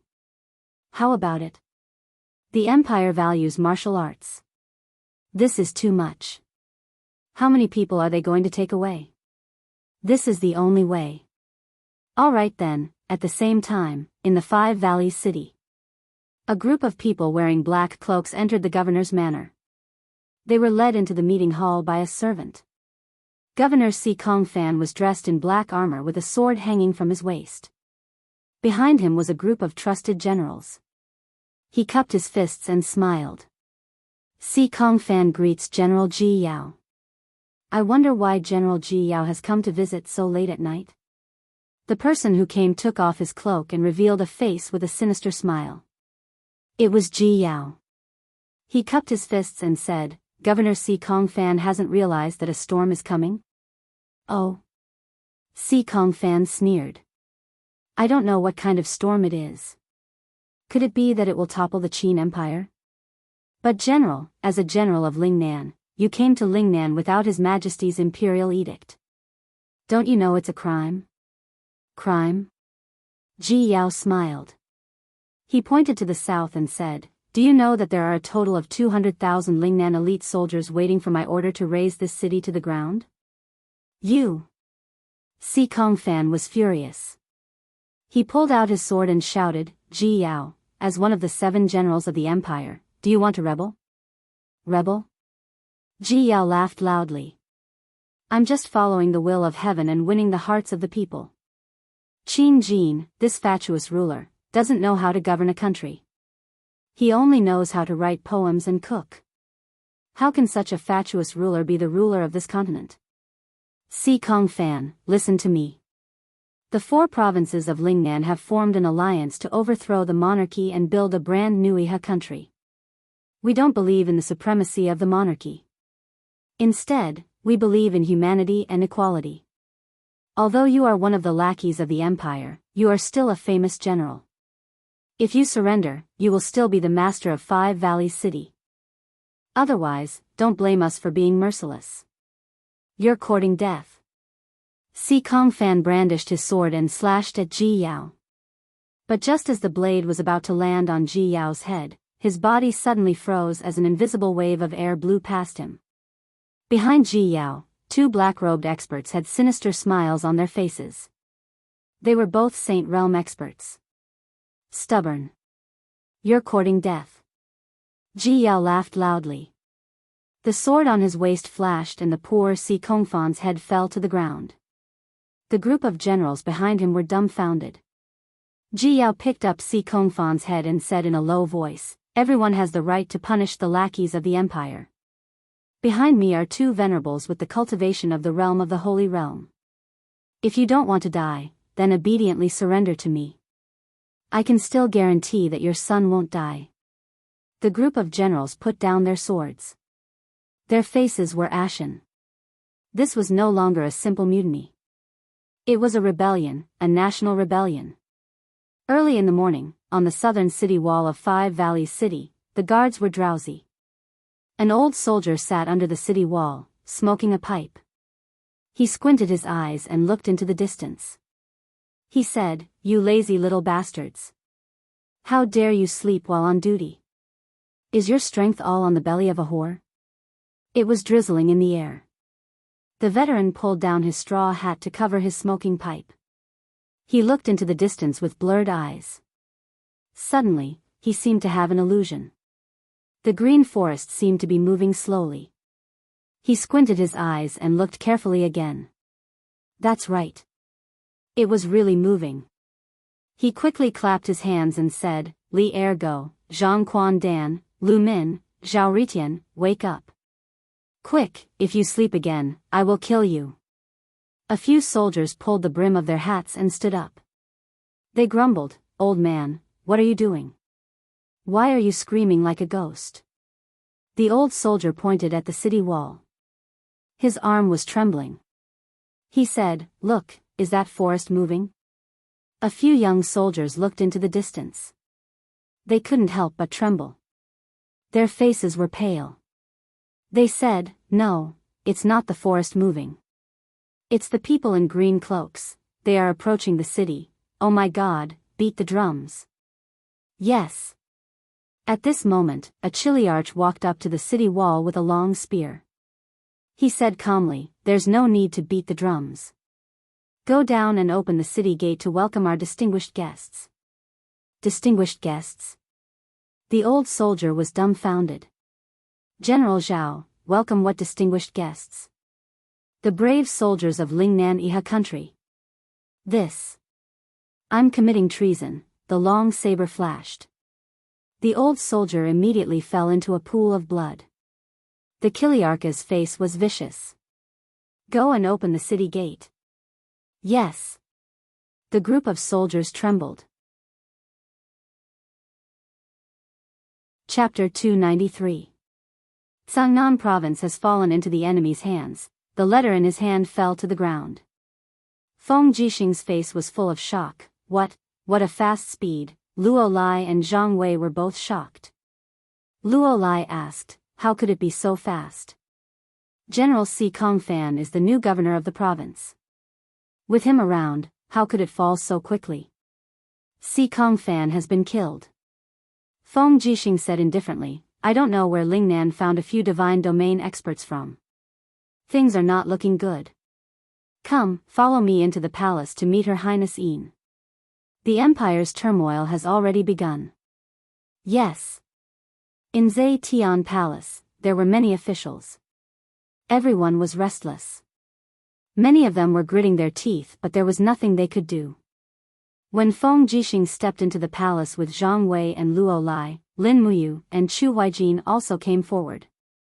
Chu Huijin said, General Feng also received the news of Sangnan province's fall?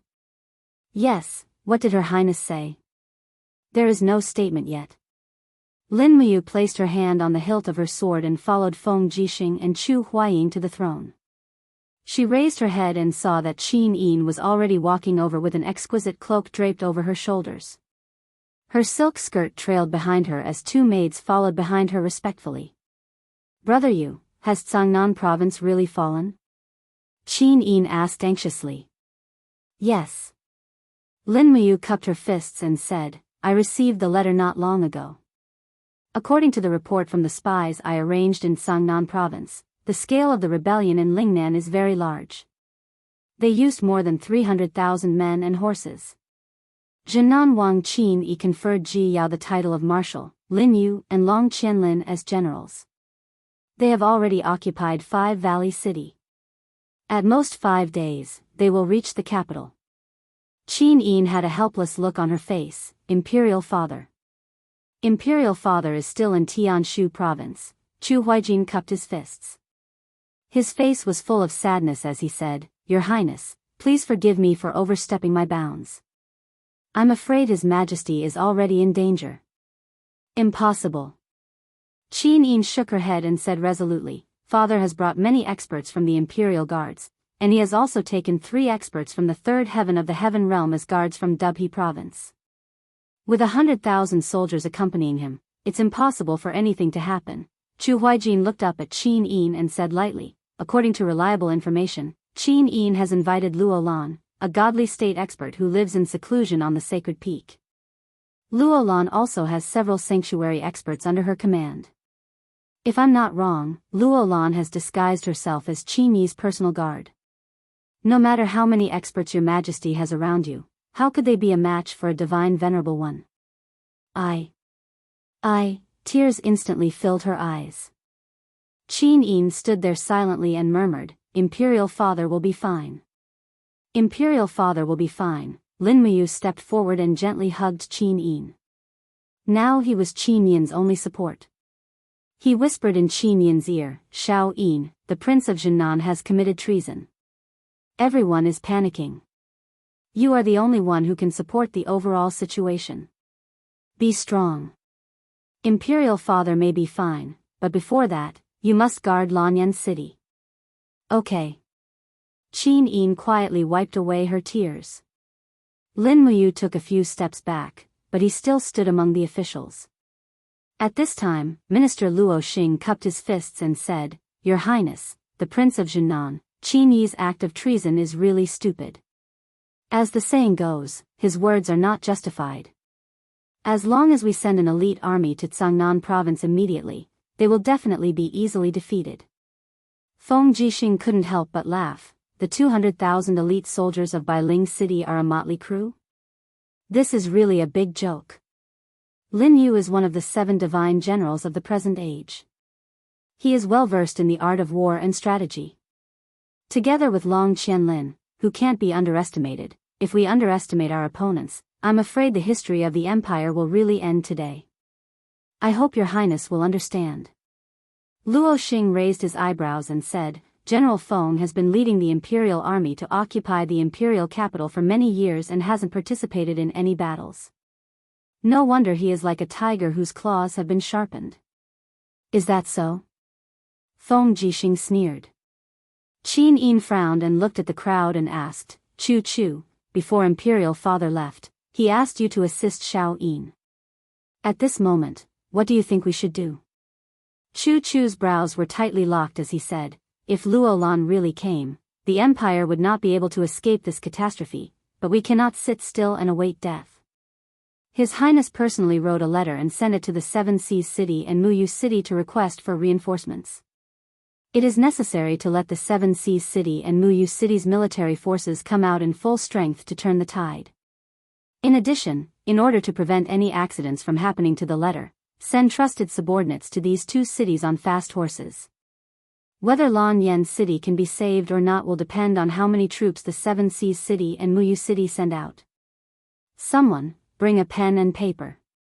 Qin Yin's eyes flickered as she looked at the ministers and said, who is willing to go to Muyun City for me and ask grandfather to send out troops? In the crowd, Yuan Xie's son, Yuan Lian, cupped his fists and said, this general is willing to go. Qin Yin nodded, then I will have to trouble General Yuan Lian.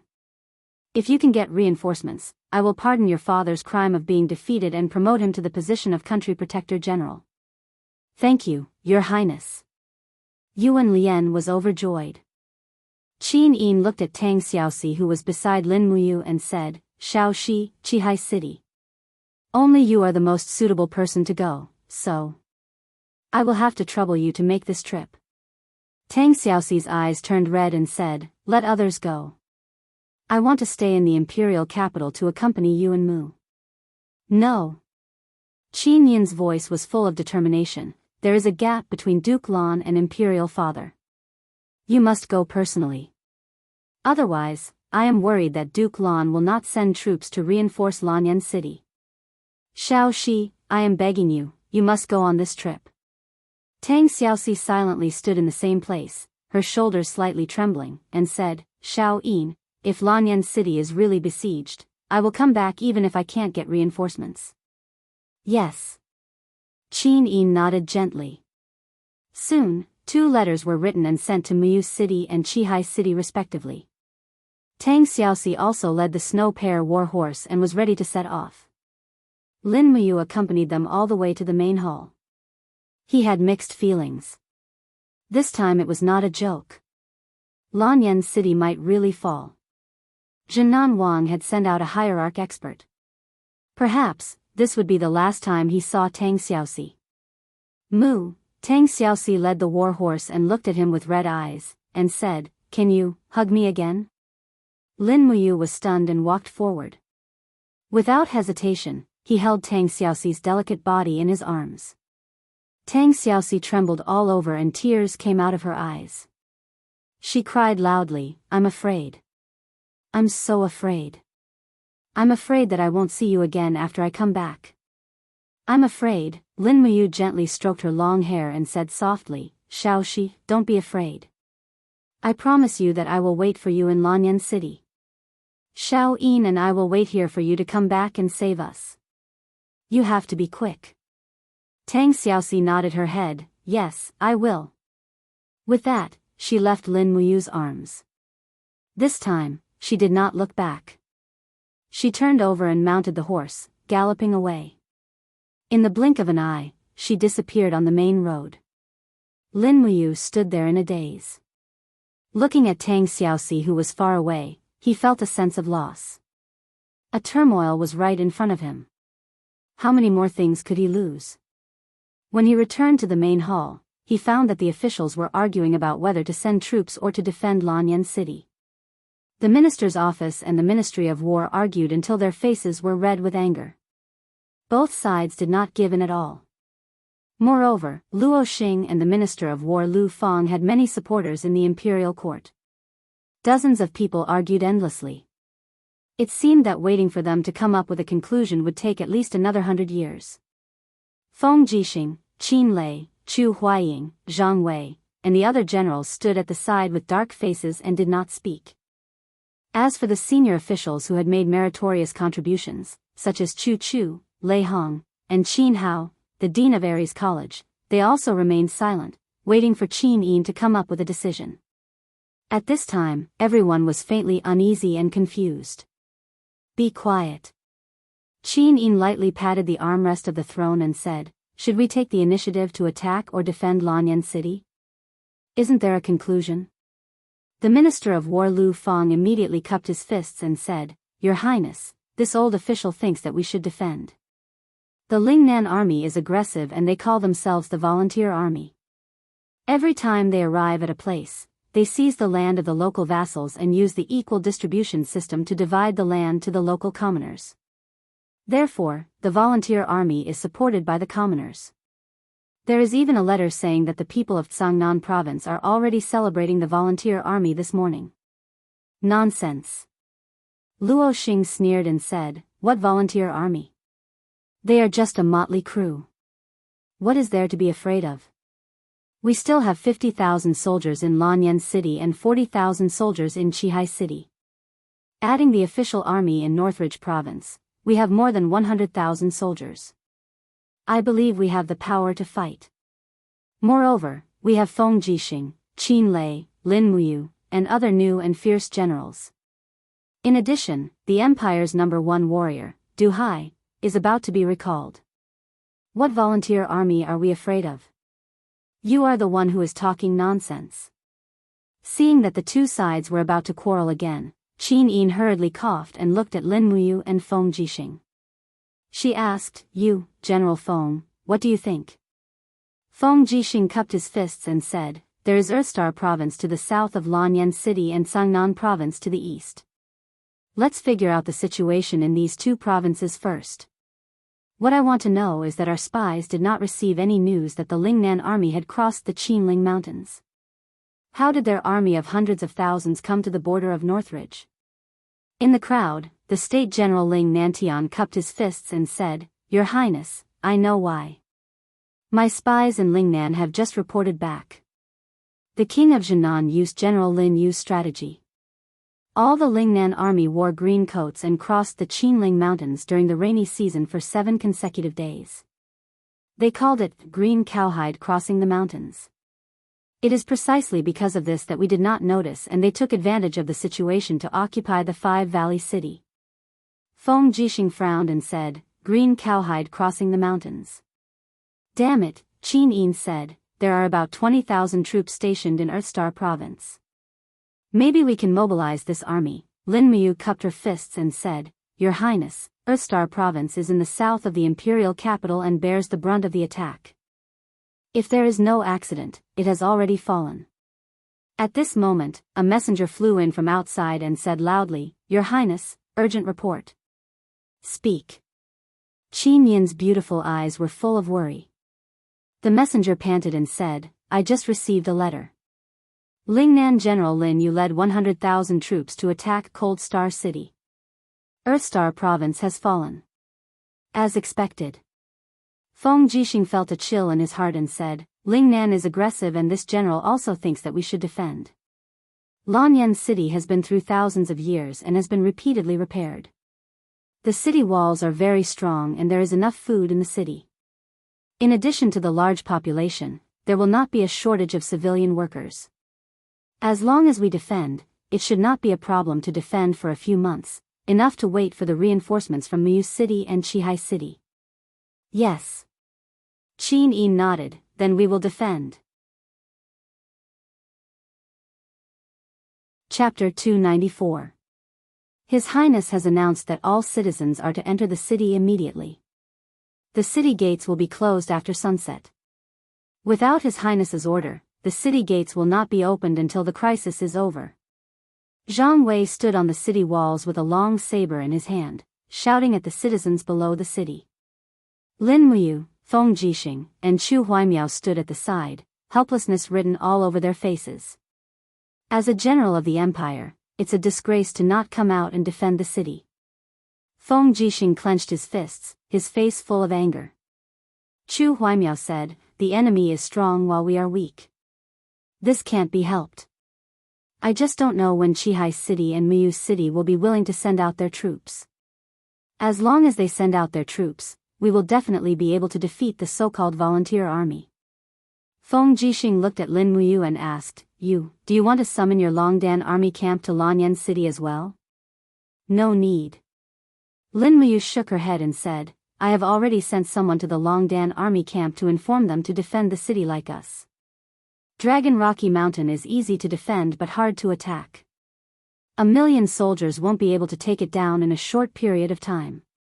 Leaving the Longdan army camp on Dragon Rocky Mountain can be used as a surprise attack. If there is a need, the Longdan army camp can also cooperate with us. Feng Jixing clapped his hands and chuckled, that's good. I have seen Yu's Longdan army camp. Their combat power is terrifying, and their equipment is the best in the empire. To be honest, if there are less than 150,000 volunteers surrounding the city, we can open the city gates and fight. Our chances of winning are more than 70%. What if there are more than 200,000? Chu Huaimiao asked with a smile. Feng Jixing's expression darkened. Then we can only defend and not go out.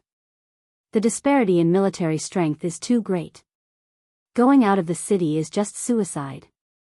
Moreover, the other party has a godly state master and nearly 10 sanctuary masters.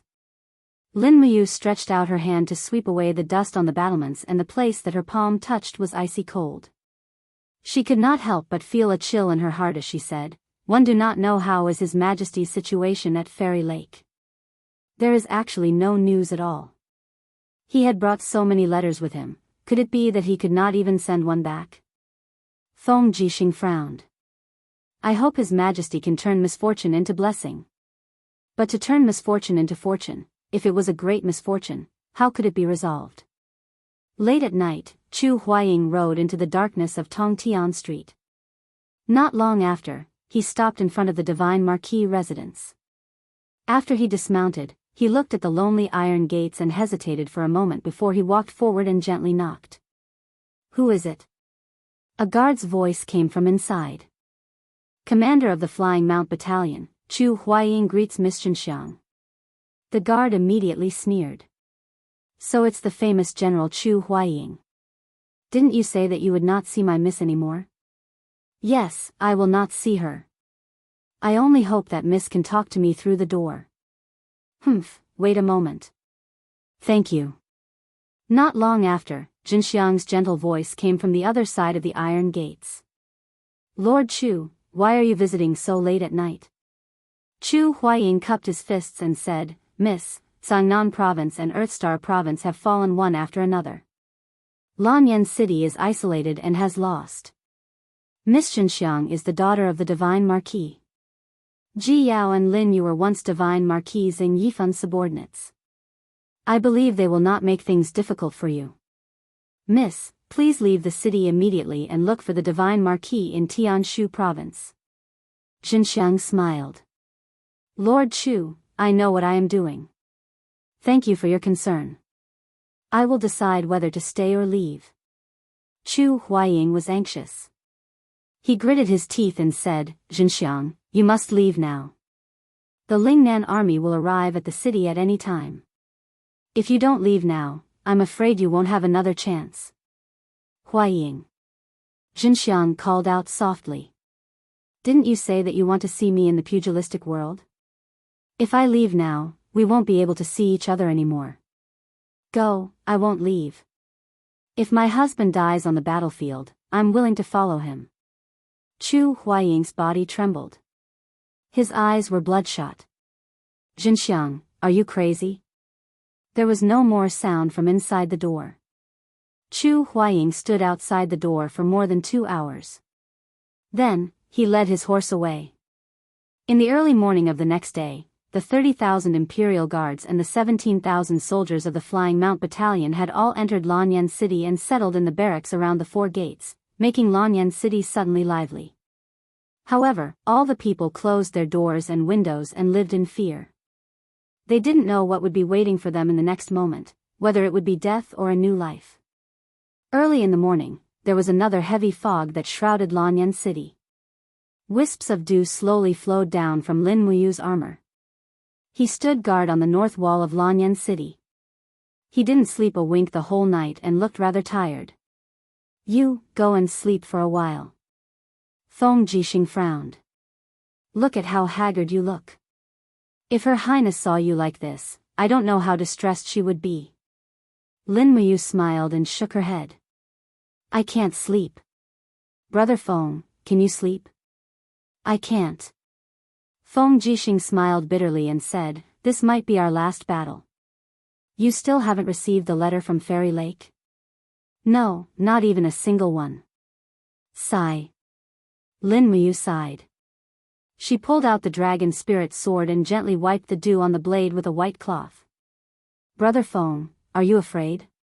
Afraid? Feng Jixing smiled. What's there to be afraid of? I'm a soldier of the Empire. It's my honor to die in battle for the Empire. Moreover, heroes emerge in troubled times. Ah, don't you think this is also a chance for us? I don't think so. Lin Muyu shook her head. I am very afraid.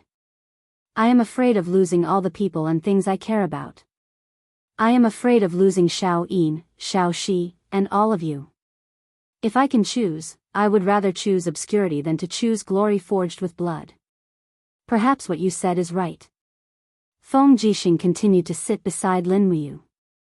He took out a wine gourd and gulped down a mouthful of strong wine. But this is life. The more you want to escape from this war, the more you can't escape it. You hate killing, but you must face everything in front of you.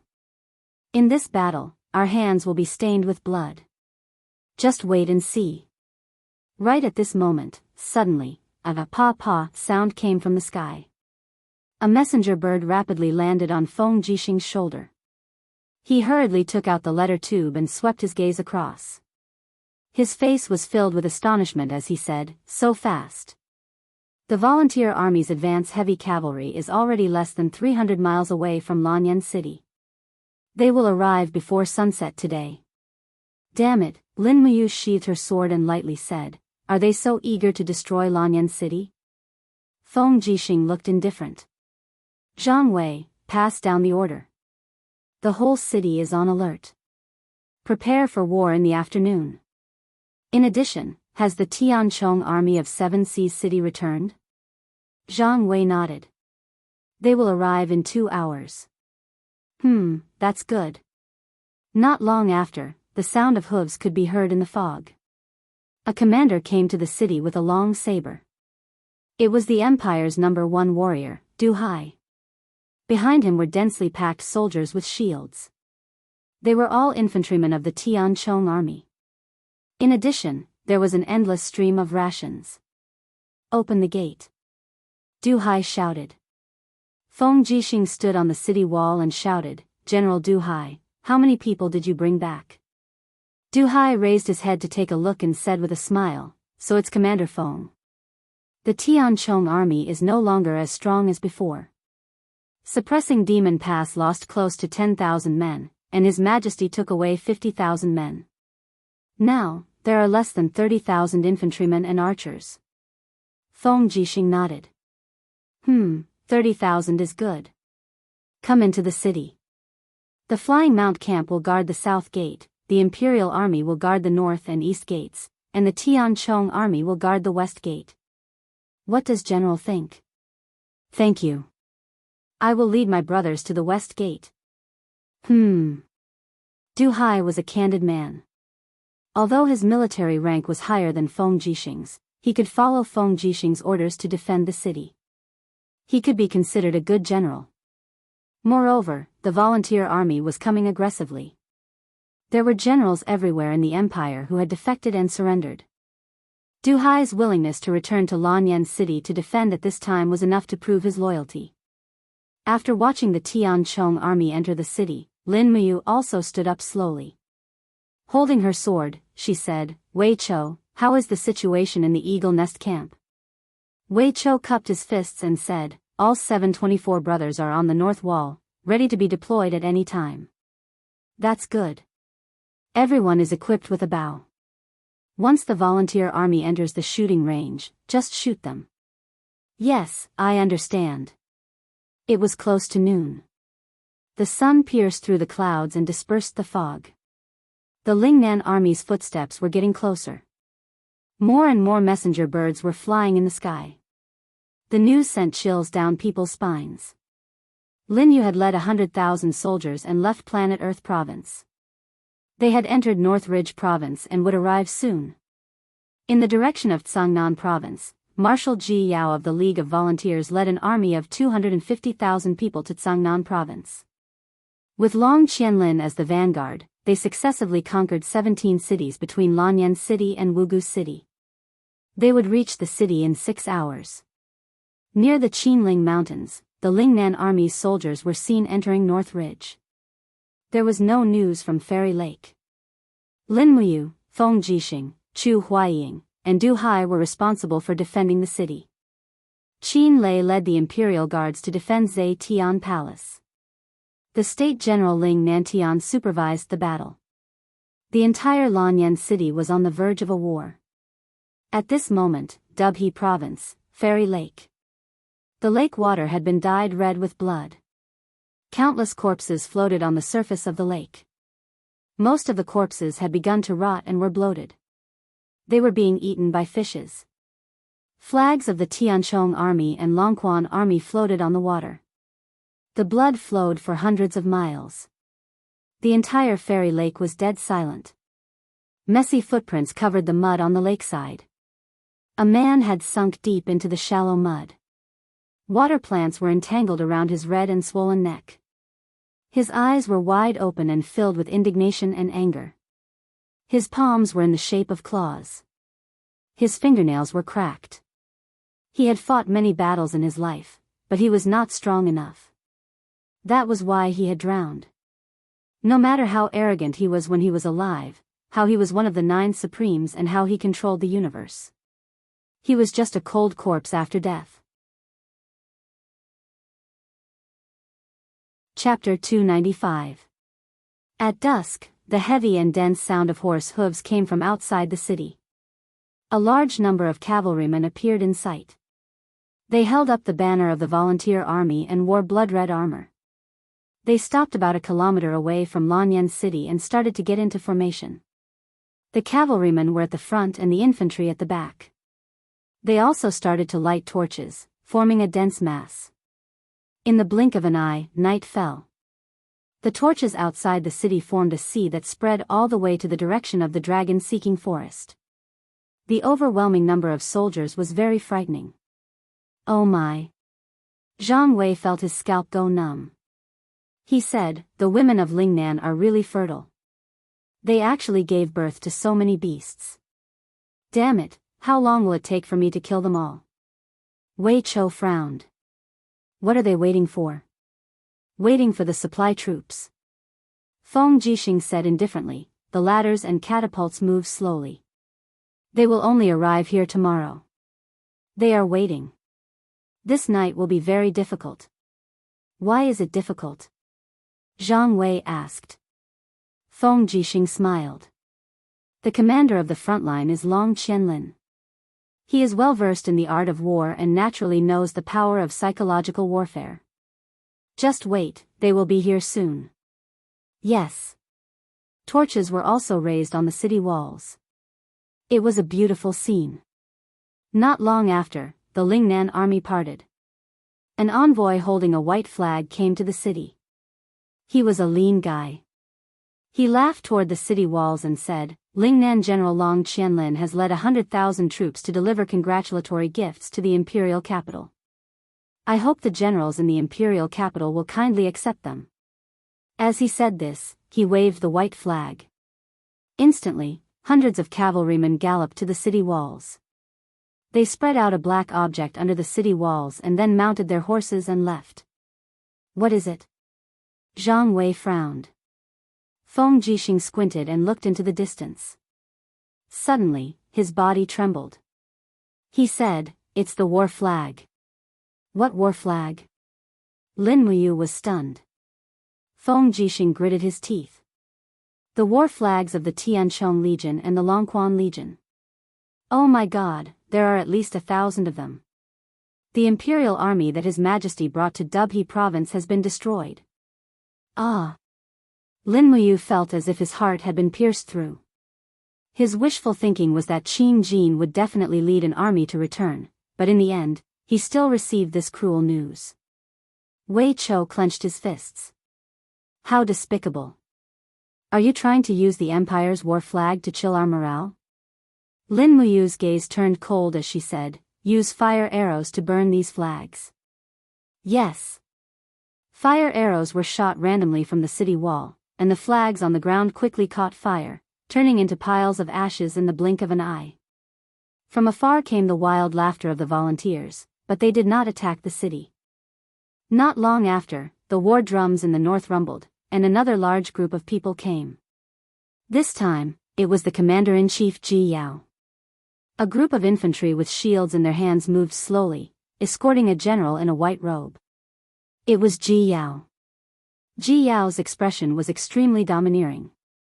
He laughed loudly and said, "Who's the general guarding the northern gate? Come out and speak." Feng Jixing raised his blade and said coldly, "Oh, it's General Ji Yao. Feng Jixing is here." Feng Jixing.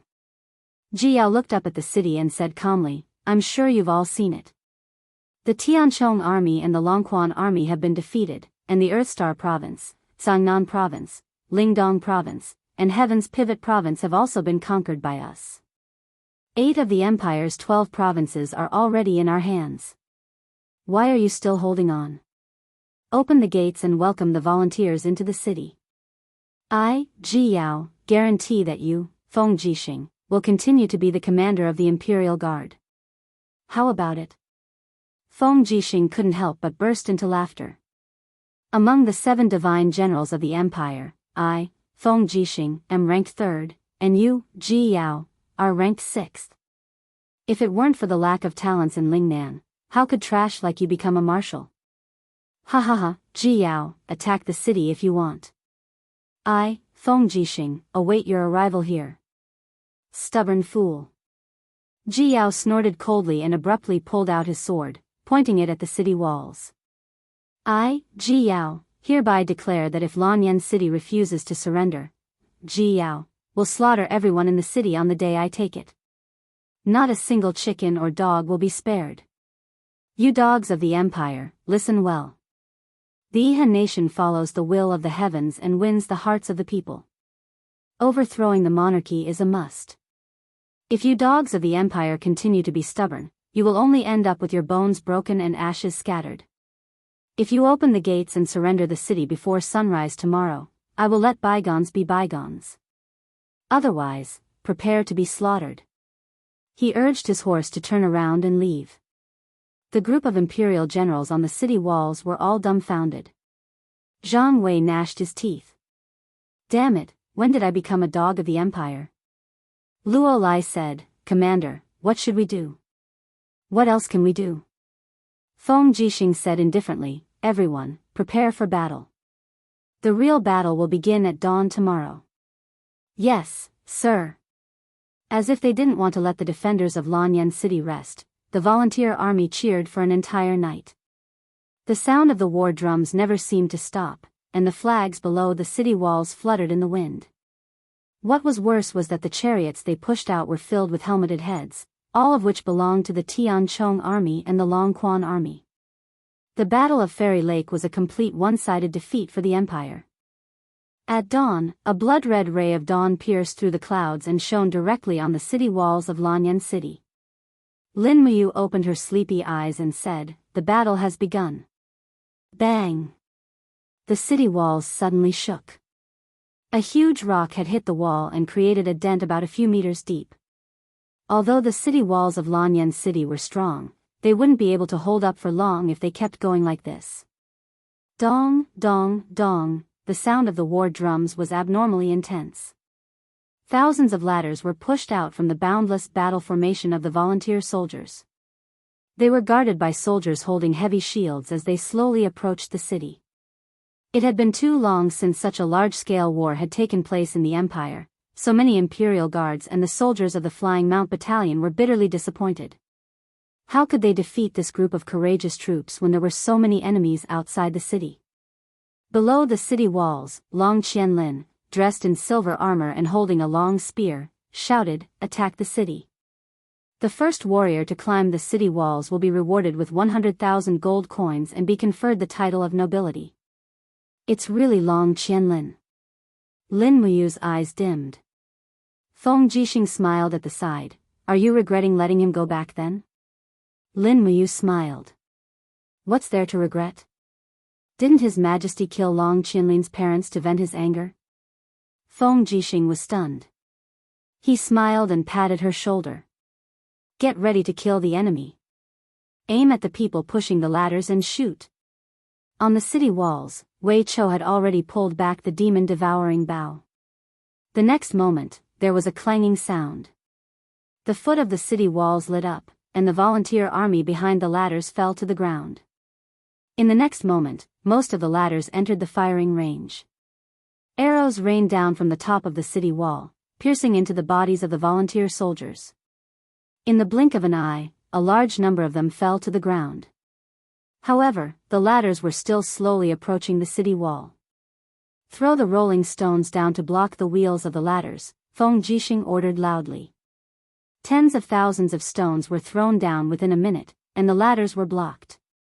The volunteer army hurriedly moved the stones away with their shields.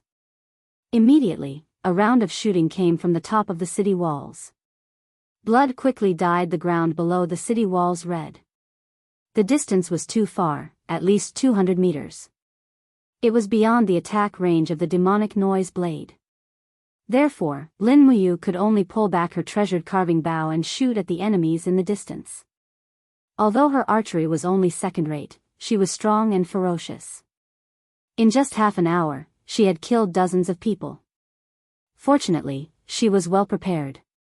There were many arrows in Lanyan City, and it was enough to last for a long time. At this moment, a ladder rapidly approached the city walls.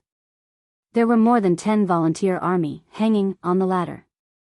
All of them brandished their sabers and rushed up the city walls.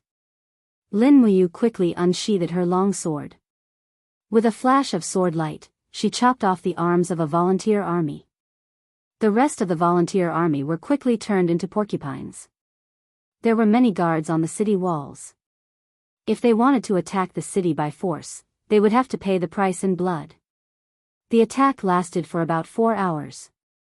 It seemed that the volunteer army had realized that such a consumption was meaningless. The conch horn sounded, and the army retreated from the city walls like a receding tide. The people on the city walls heaved a sigh of relief. Zhang Wei raised his bloodied saber and laughed loudly at the volunteer army below the city walls. "I thought you were divine soldiers who descended from the heavens. It turns out that you are just a bunch of cowardly dogs. Long Qianlin, if you have the guts, come and attack the city again. We are waiting for you here." Wei Chou and the others also laughed loudly. Behind them, bundles of arrows had been used up. However, it did not matter. The Imperial Guards quickly carried more up. Below the city walls, Long Qianlin looked at the city walls with a stern gaze.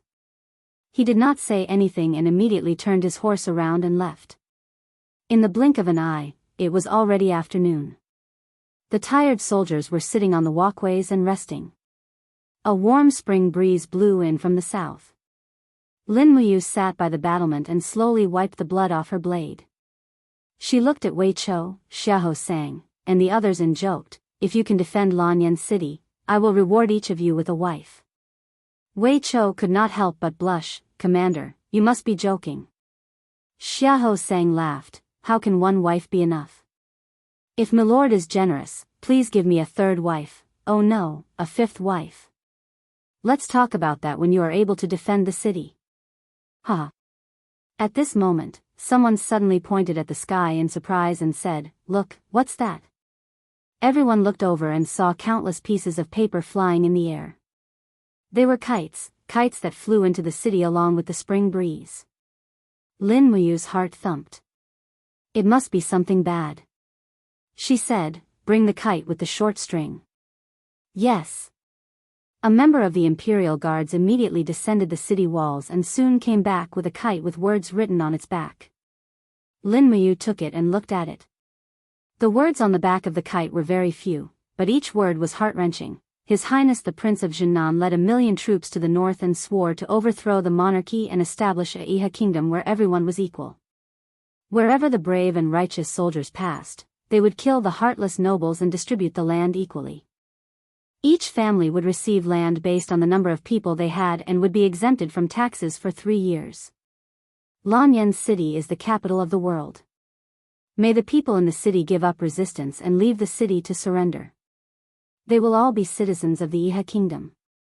If they continue to resist stubbornly, the day the city is breached will be the day the brave and righteous soldiers will slaughter all living things in the city, leaving no one alive. Chapter 296. What's written? Feng Jixing asked. Lin Muyu handed it over.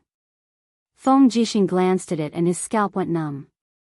He gritted his teeth and said, "Despicable, this is too despicable. Is he trying to divide the hearts of the people in Lanyan City? This is the most powerful part of Long Qianlin." Lin Muyu sighed. Feng Jixing asked, "How many kites like this are there in the city?" The Imperial Guards replied, "Countless. The commoners are reading it and it can't be stopped." "Oh no," Feng Jixing frowned, "what should we do? The city is already short of provisions. If the commoners make a ruckus, I'm afraid Lanyan City will collapse on its own."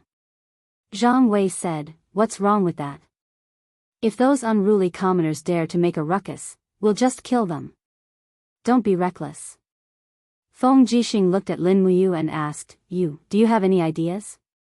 "Yes."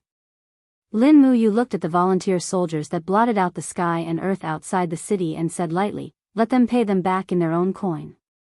Let the people from the minister's residence immediately write 100,000 letters and pretend that it is a letter sent from the Five Valleys city. Just say that the volunteer soldiers are very hypocritical and had already massacred the entire Five Valleys city. The city walls are filled with human heads and it is only death if one surrenders. Distribute these letters in Lanyan City and perhaps it can curb their psychological attack." "Good." Feng Jixing's eyes lit up and he smiled, "You still have a way. Men, do it." "Yes, General." Lin Muyu leaned against the blood-stained city wall, feeling an indescribable discomfort in her heart. Iha country promoted equality for everyone and adopted the equal distribution system to appease the people. This was a level of civilization that was far above the imperial system, yet she was here as the empire's dog, in their words. Was she doing the right thing or wrong thing? However, after looking at the Tianchong army and Longquan army's war flags that had been reduced to ashes, Lin Muyu felt a little relieved. What equality for all? What equal land system? It was just a ploy to usurp the world.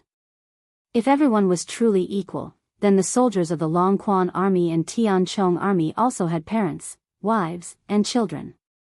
Where was their equality? Even if the world changed its master, it would just be a different person enslaving the people. The only hope for survival was to defend and wait for reinforcements. In the blink of an eye, 3 days had passed, but there was still no sign of reinforcements. The citizens in the city had already caused a ruckus, and even the capital's treasury had been smashed and looted twice.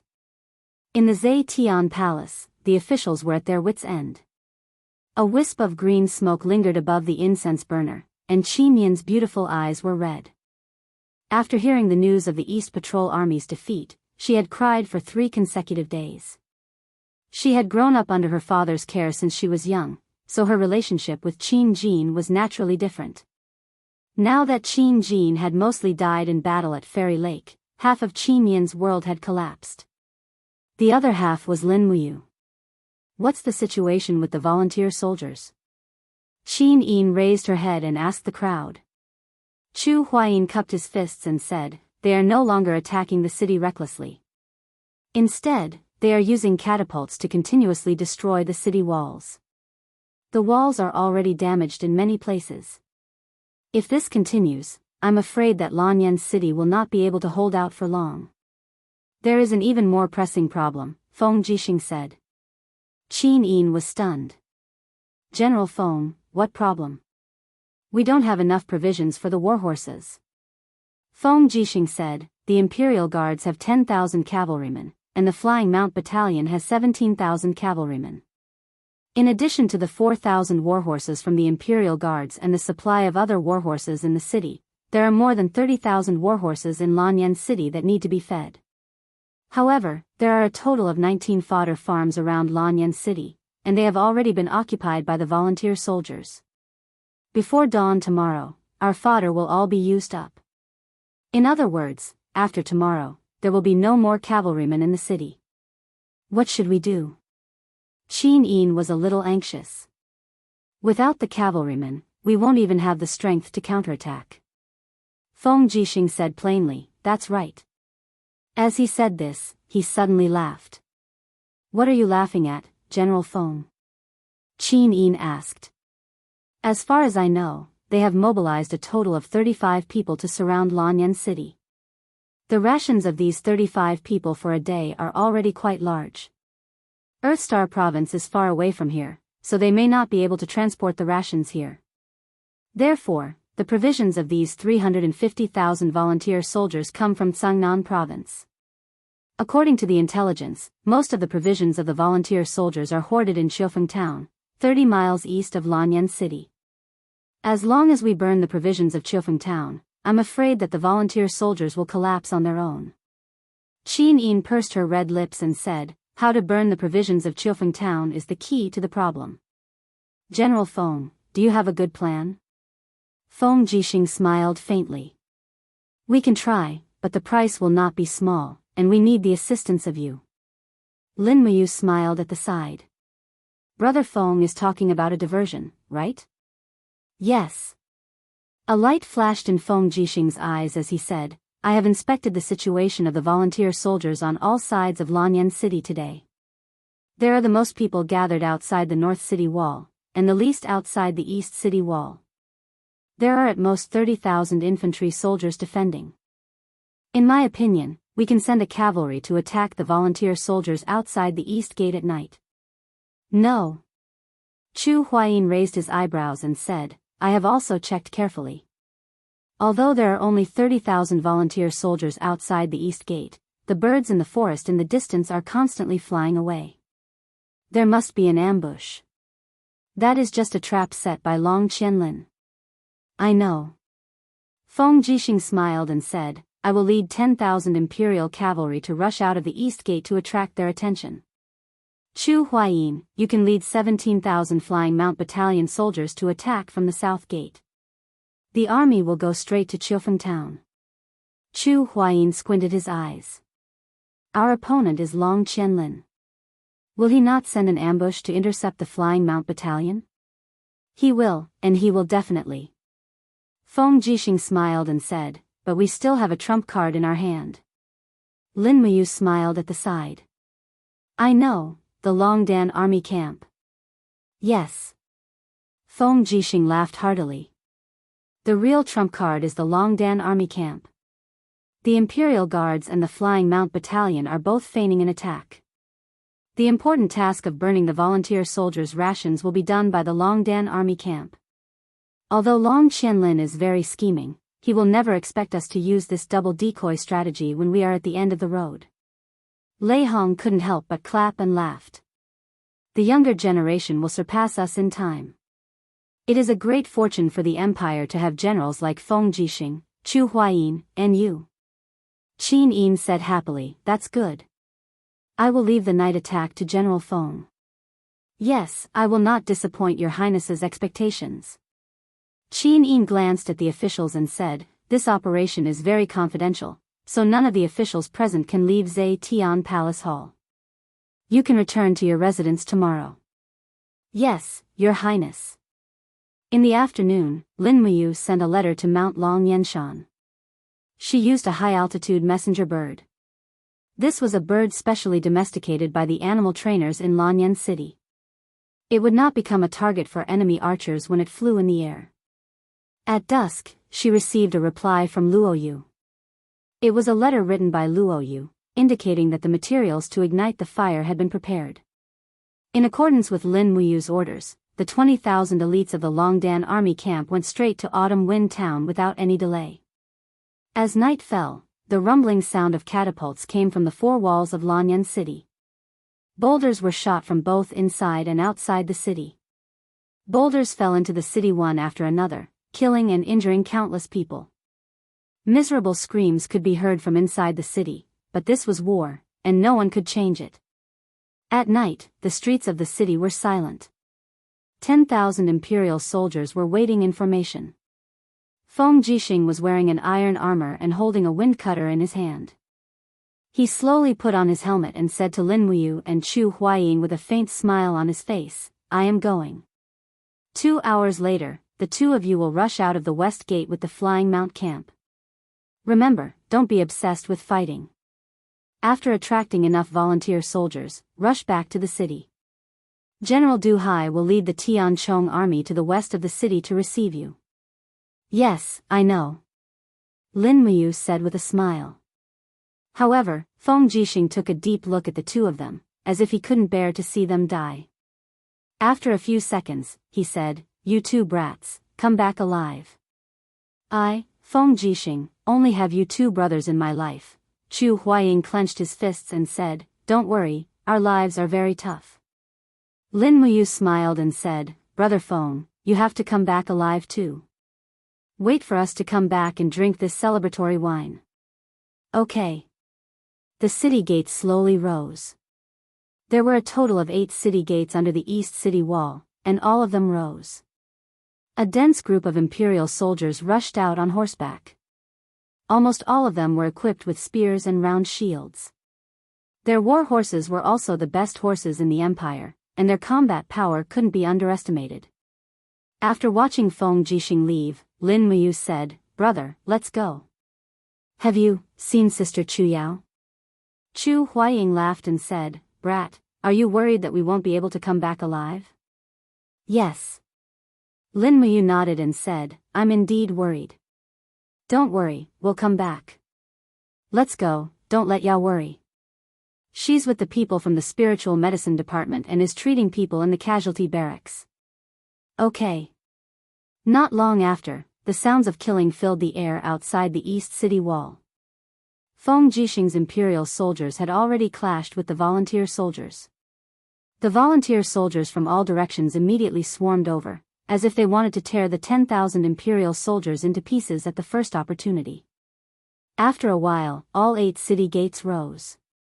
Nearly 20,000 Flying Mount Battalion's heavy cavalry surged out of the city and headed straight for the volunteer soldiers outside the west gate. The sound of the horses' hooves shook the heavens and the earth. It was as if the entire Lanyan city was trembling because of this battle. Lin Muyu held the dragon spirit sword in her hand, and the horse she was riding on was snorting. She quickly rushed to the front of the cavalry formation with her master and walked side by side with Chu Huaying. Under the moonlight, the volunteer soldiers' camp could be vaguely seen. In the distance, the volunteer soldiers raised their shields and shouted, "The dogs of the Empire are here, prepare for battle. Go!" Lin Muyu spurred her horse forward even faster. With a sudden wave of her hand, the golden gourd wall emerged from her body and blocked the front of the Flying Mount Battalion's charging formation behind her. Pa, pa, pa. The long spears that were thrown by the volunteer soldiers were deflected. The warhorse suddenly neighed and leaped over the first shield formation. Lin Muyu turned around and swept her long sword across. The sword light flashed across and the group of volunteer soldiers' bodies and shields were sliced into pieces. Fresh blood quickly permeated the air, and there were sounds of violent collisions all around. One could well imagine the consequences of the high-speed heavy cavalry colliding with the shield formation. The shield formation of the volunteer soldiers collapsed almost immediately. The well-trained Flying Mount Battalion quickly brandished their weapons and slashed at the enemy's encampment, cleaving through the waves and directly killing their way into the encampment. Crack! The dragon spirit sword flashed, and a volunteer soldier stood dumbfounded on the spot. A second later, he realized that his right arm had been sent flying along with his iron spear. He immediately let out a miserable howl, and in the next moment, he was trampled into a pile of meat paste by the iron hooves of the warhorse.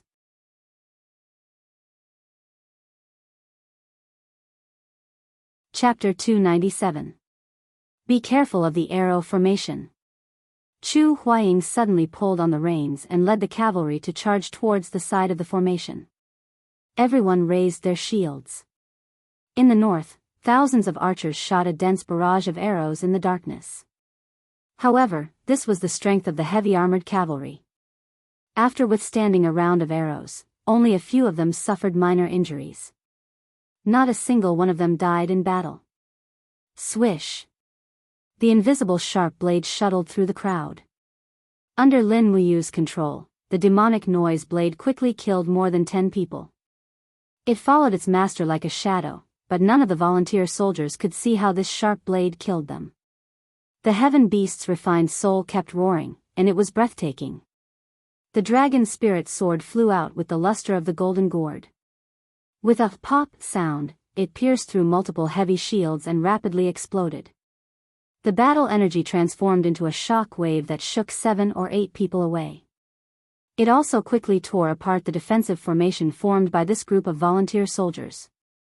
Further ahead, there were still layers of defensive barriers waiting for the Flying Mount Battalion. Long Qianlin was already prepared.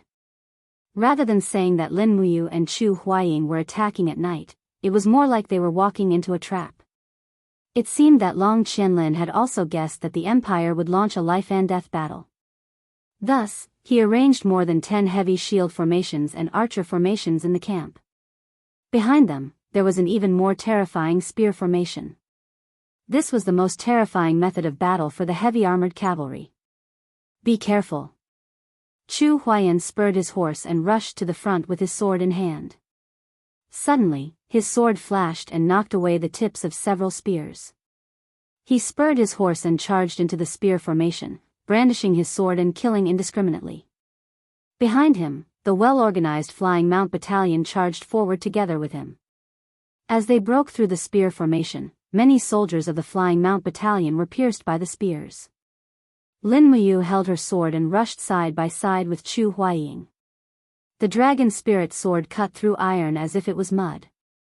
With just one slash, a group of spears were cut in half. She raised her palm and activated the first element, profound energy, chaos of the common people. Countless celestial bodies rampaged within the crowd, and in the blink of an eye, nearly 20 volunteer soldiers had turned into corpses. Their bodies were covered in blood, and under the impact of the 7 planets' profound energy, their blood vessels were in turmoil, and their bodies exploded. At this time, there was only one word in Lin Muyu's heart: kill. All the benevolence and righteousness had also vanished at this moment. Being kind to the enemy was being cruel to oneself. He still understood this principle. Moreover, this group of volunteer soldiers were not good people. Most of them were the private army of the Zhenan king, Qin Yi, and not the imperial army fighting for the country. In contrast, the winged cavalry battalion, the imperial army that was fighting to protect the capital from being massacred, was much more noble. You. Chu Huaijin turned to look at Lin Muyu and said, conserve your energy. Don't use your martial soul and battle qi. This is a war, and we don't know how long this battle will last.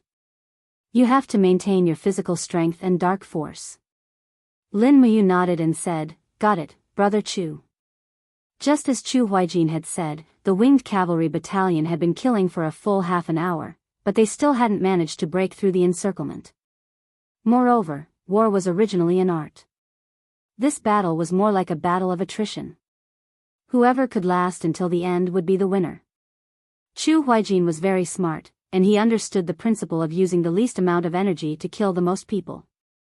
Lin Muyu slowly restrained her true qi and martial soul. It wasn't bad to just rely on her strong physique to kill the enemy. The dragon spirit sword was sharp, and the Jedi warhorse was fully armored. The number of volunteer soldiers who died under the dragon spirit sword didn't decrease too much. Feng Jixing once said that in war, absolute power wasn't absolute. War was like a huge meat grinder. No matter how strong a person was, they would also lose their strength and life in war. A Heaven Realm expert was equivalent to 100 soldiers, a sanctuary realm expert was equivalent to 1,000 soldiers, and a god realm expert was equivalent to 10,000 soldiers. Once the number of people killed exceeded this number, they would probably be exhausted. What was the difference between a sanctuary or god realm expert who had exhausted his battle chi and immortal? Under the leadership of Lin Muyu and Chu Huaying, the Flying Mount Battalion charged forward like they were reaping wheat. Countless volunteer soldiers had already died under the iron hooves of the Flying Mount Battalion, but it seemed as though there was no end to these volunteer soldiers. More and more torches were gathering in the distance. It was obvious that the Flying Mount Battalion had attracted the attention of the volunteer soldiers, and they had started to increase their numbers. Commander.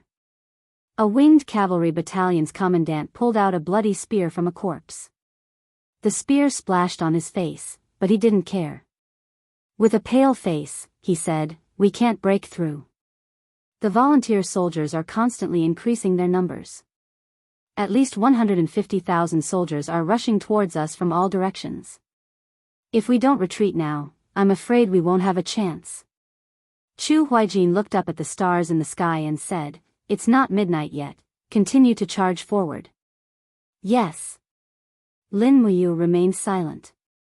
Behind her, 70 Imperial Guards from the Eagle's Nest camp had also joined the Winged Cavalry Battalion's battle formation. Each of them brandished their weapons and slashed at the volunteer soldiers. However, there were constant stray arrows on both sides, and many of them were already injured. Even Wei Chao's chest was pierced by an arrow, and he was bleeding profusely. Although the Winged Cavalry Battalion had killed many enemies, they had also suffered many casualties. However, this was war.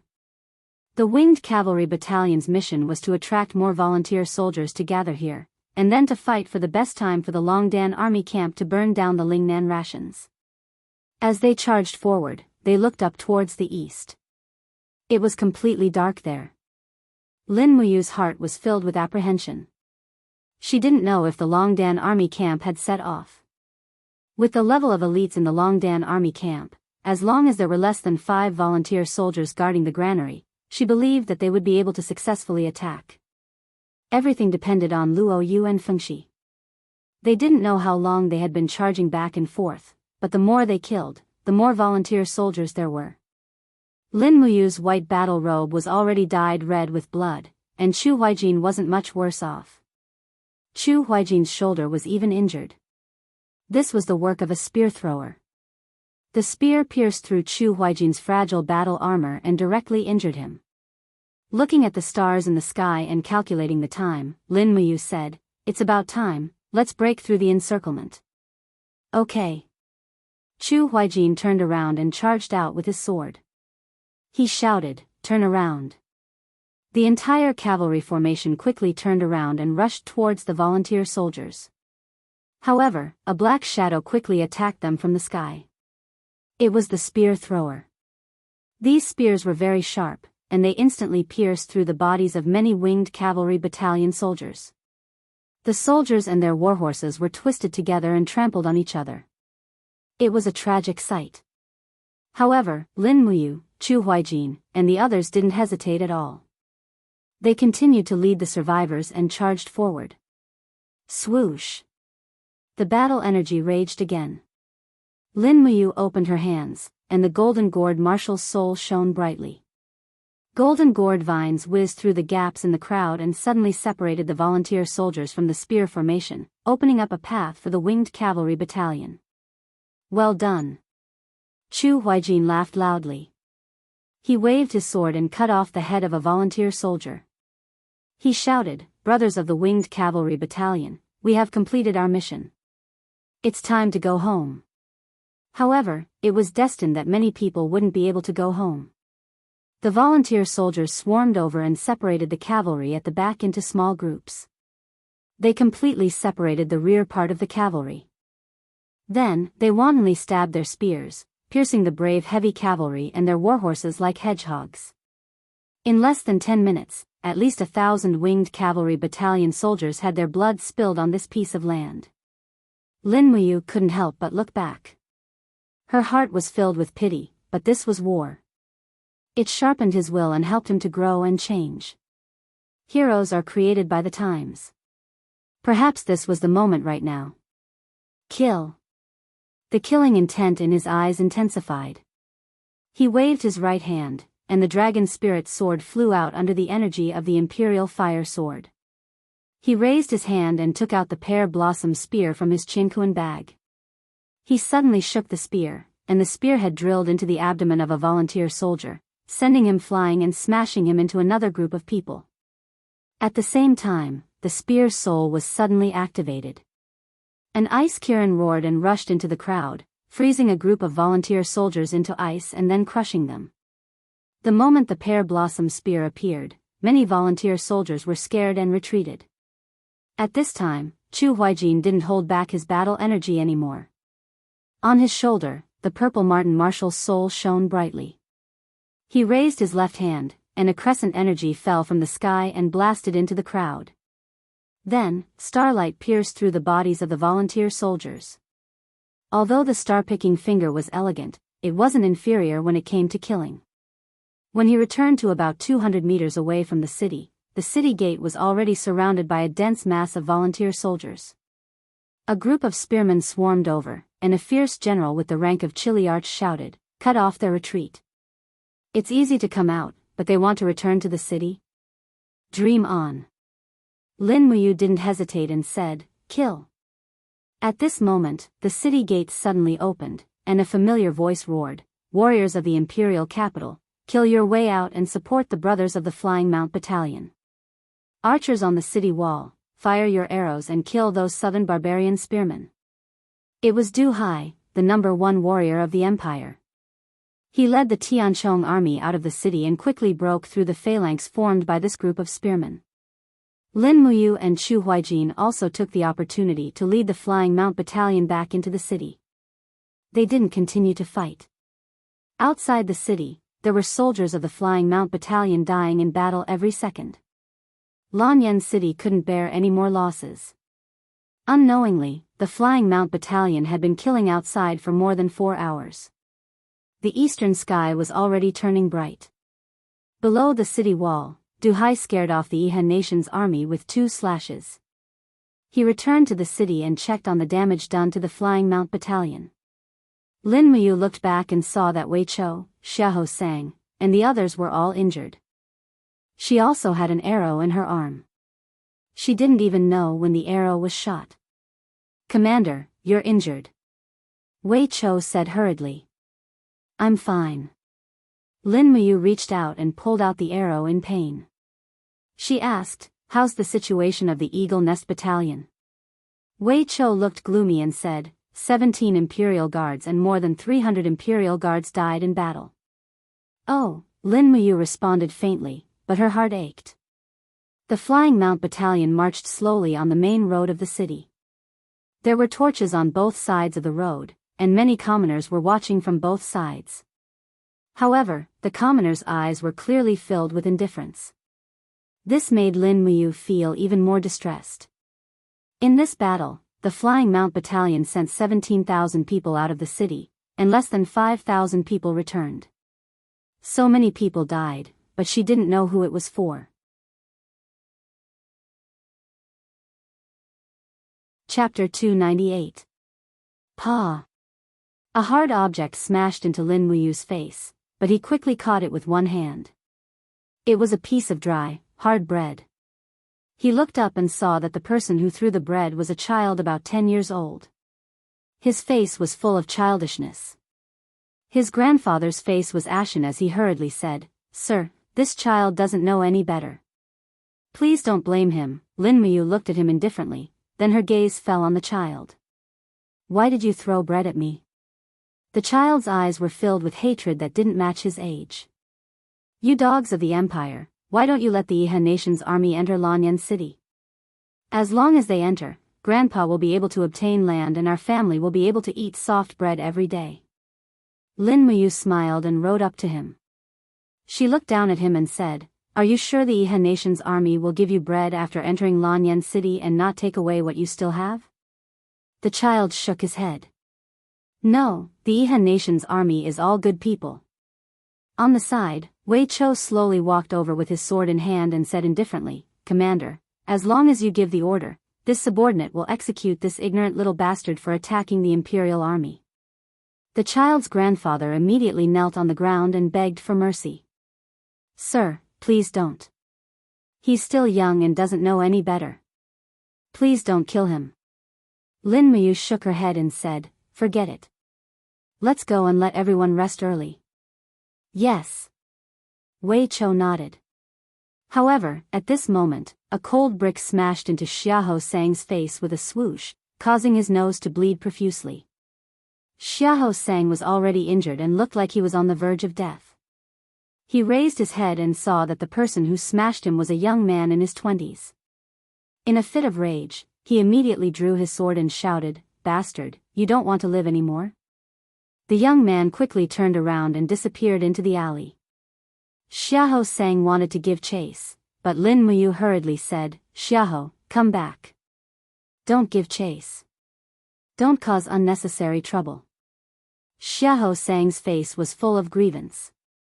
His eyes were red, and the hand holding the sword was trembling slightly.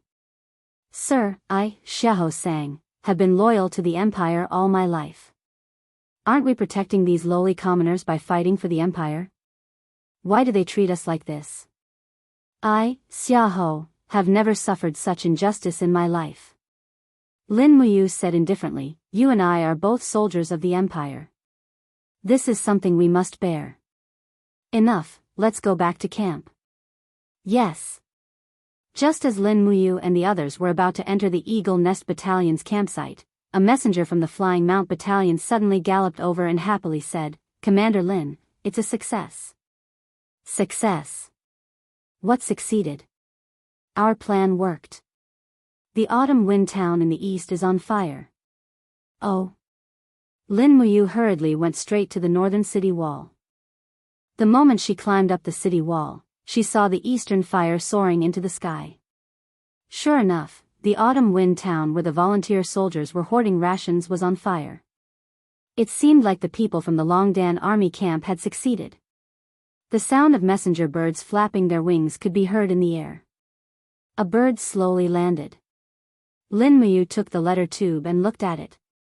It was a letter from Luo Yu. Sir, the mission has been completed. The rations camp in the Autumn Wind Town has been reduced to ashes. They sent 40,000 soldiers to defend it. The Longdan army camp lost 5,000 soldiers and many were injured. Please punish them. Lin Muyu felt distressed and happy at the same time. She replied, well done. Continue to guard the Dragon Rocky Mountain and wait for my orders.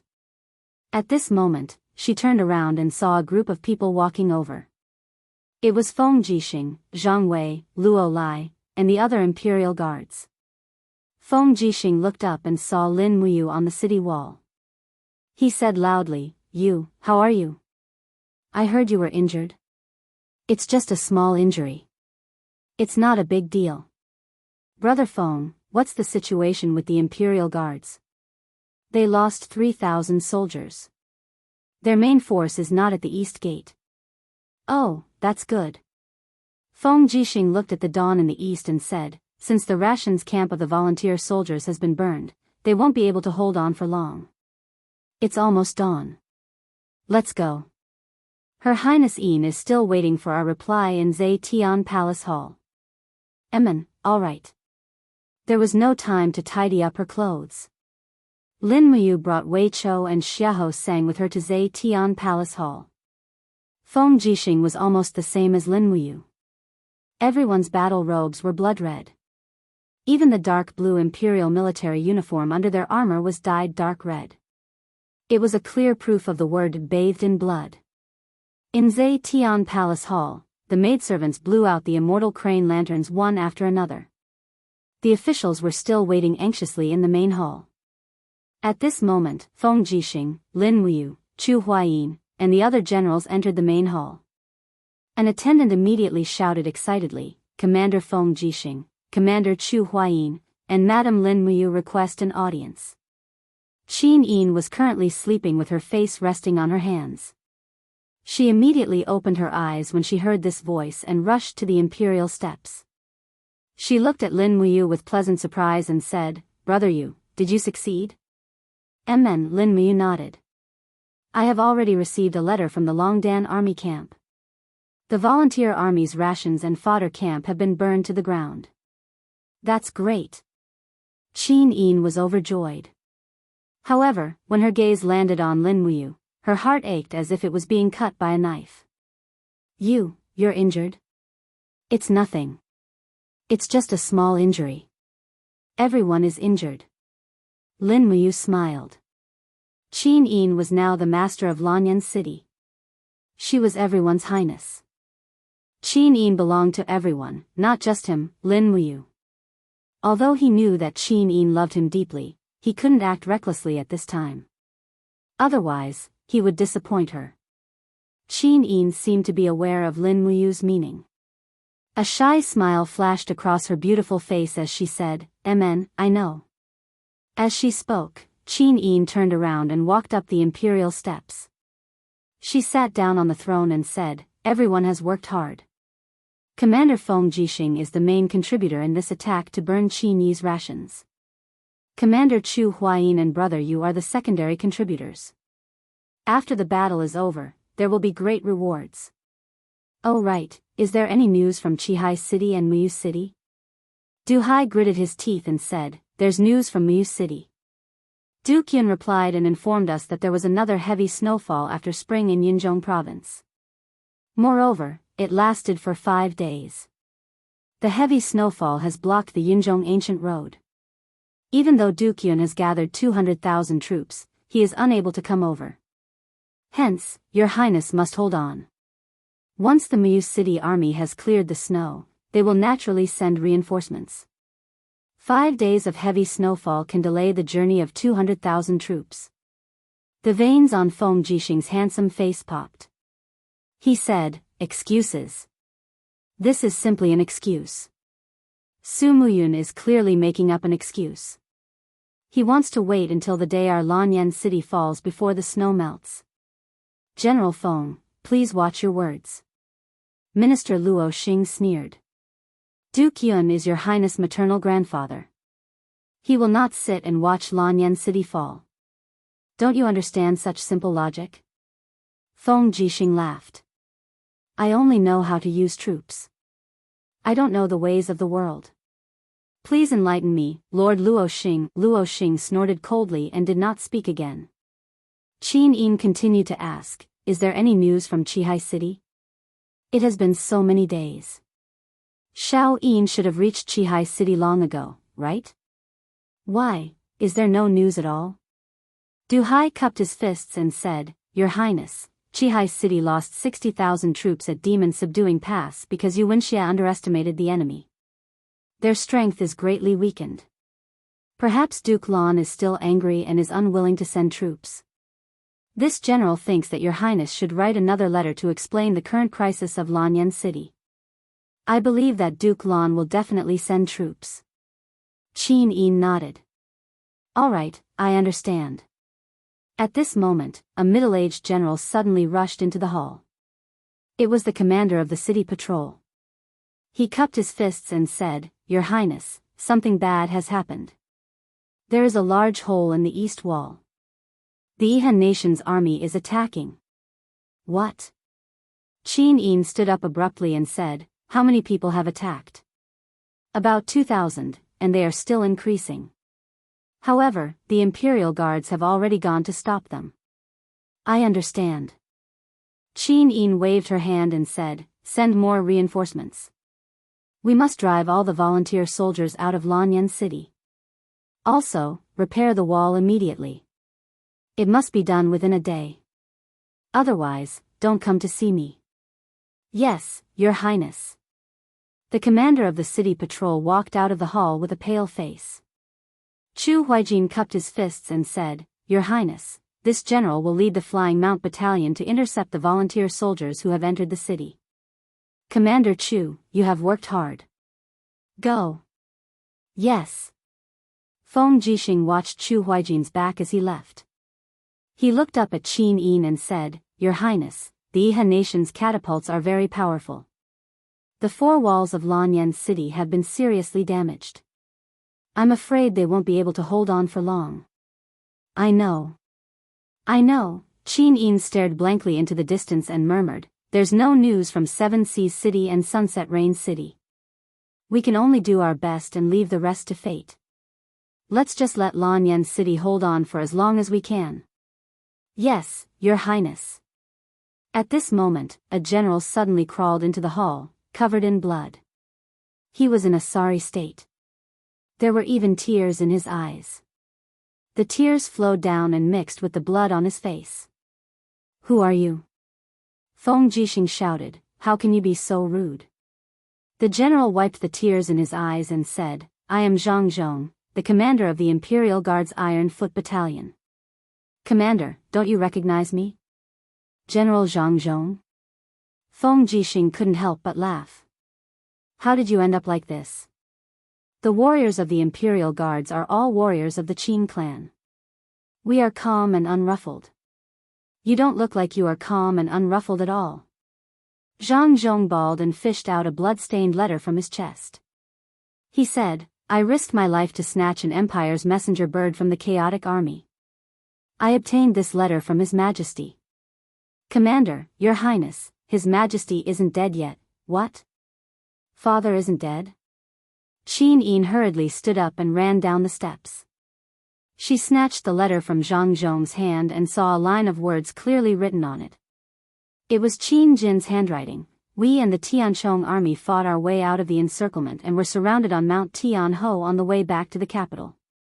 Please rescue us quickly.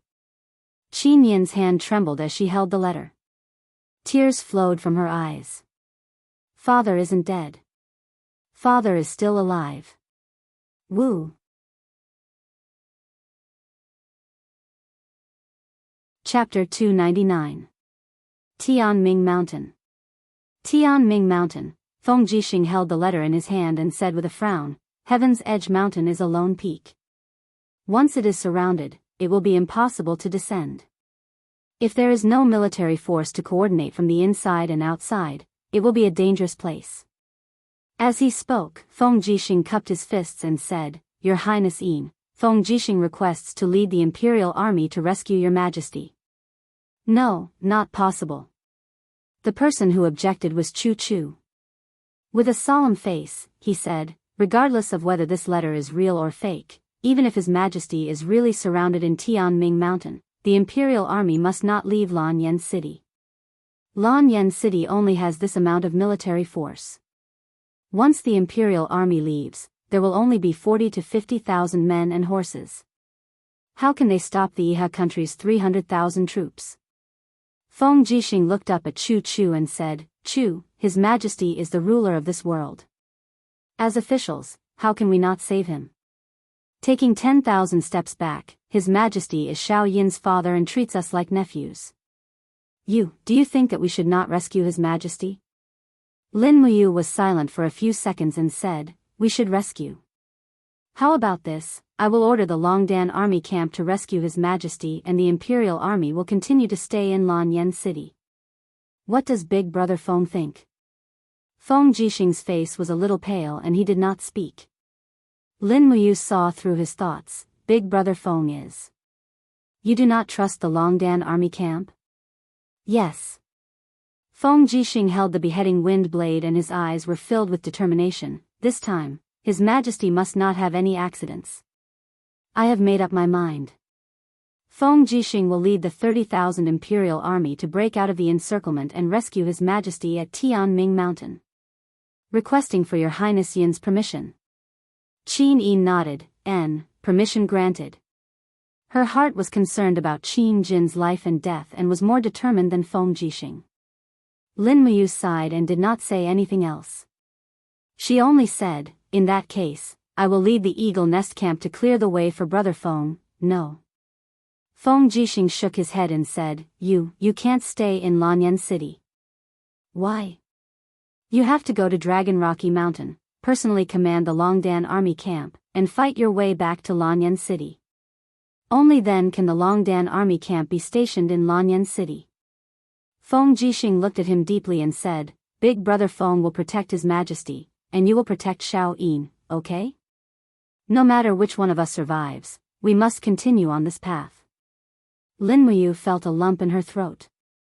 She couldn't help but turn her face away and say, Lin Muyu will obey your orders. Feng Jixing patted his shoulder and squeezed out an ugly smile on his blood-stained face.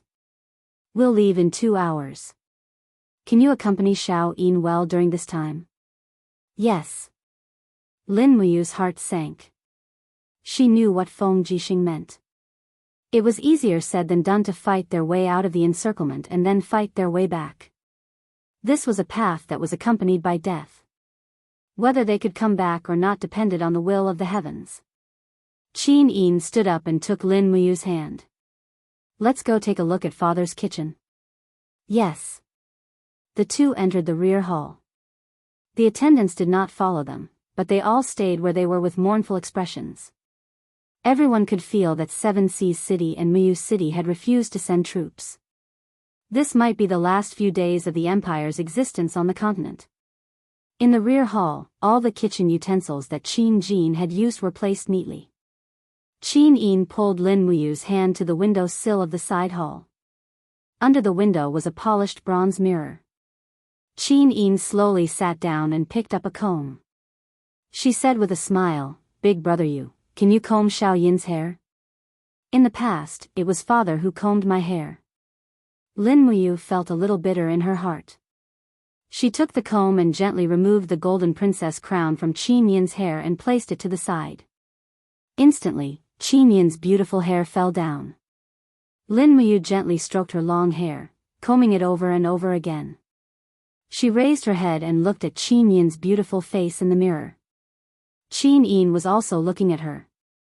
Qin Yin looked at the mirror and did not say a word. Tears flowed down her face. Don't cry. Everything will get better. Lin Muyu murmured. Qin Yin held Lin Muyu's hand and buried her face in his chest. She cried, No, this country has really collapsed. Just like the name of the continent, the 9 cauldrons have been destroyed.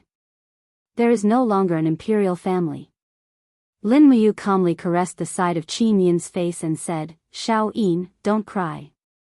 Xiao Yin, don't cry. Qin Yin cried even more fiercely.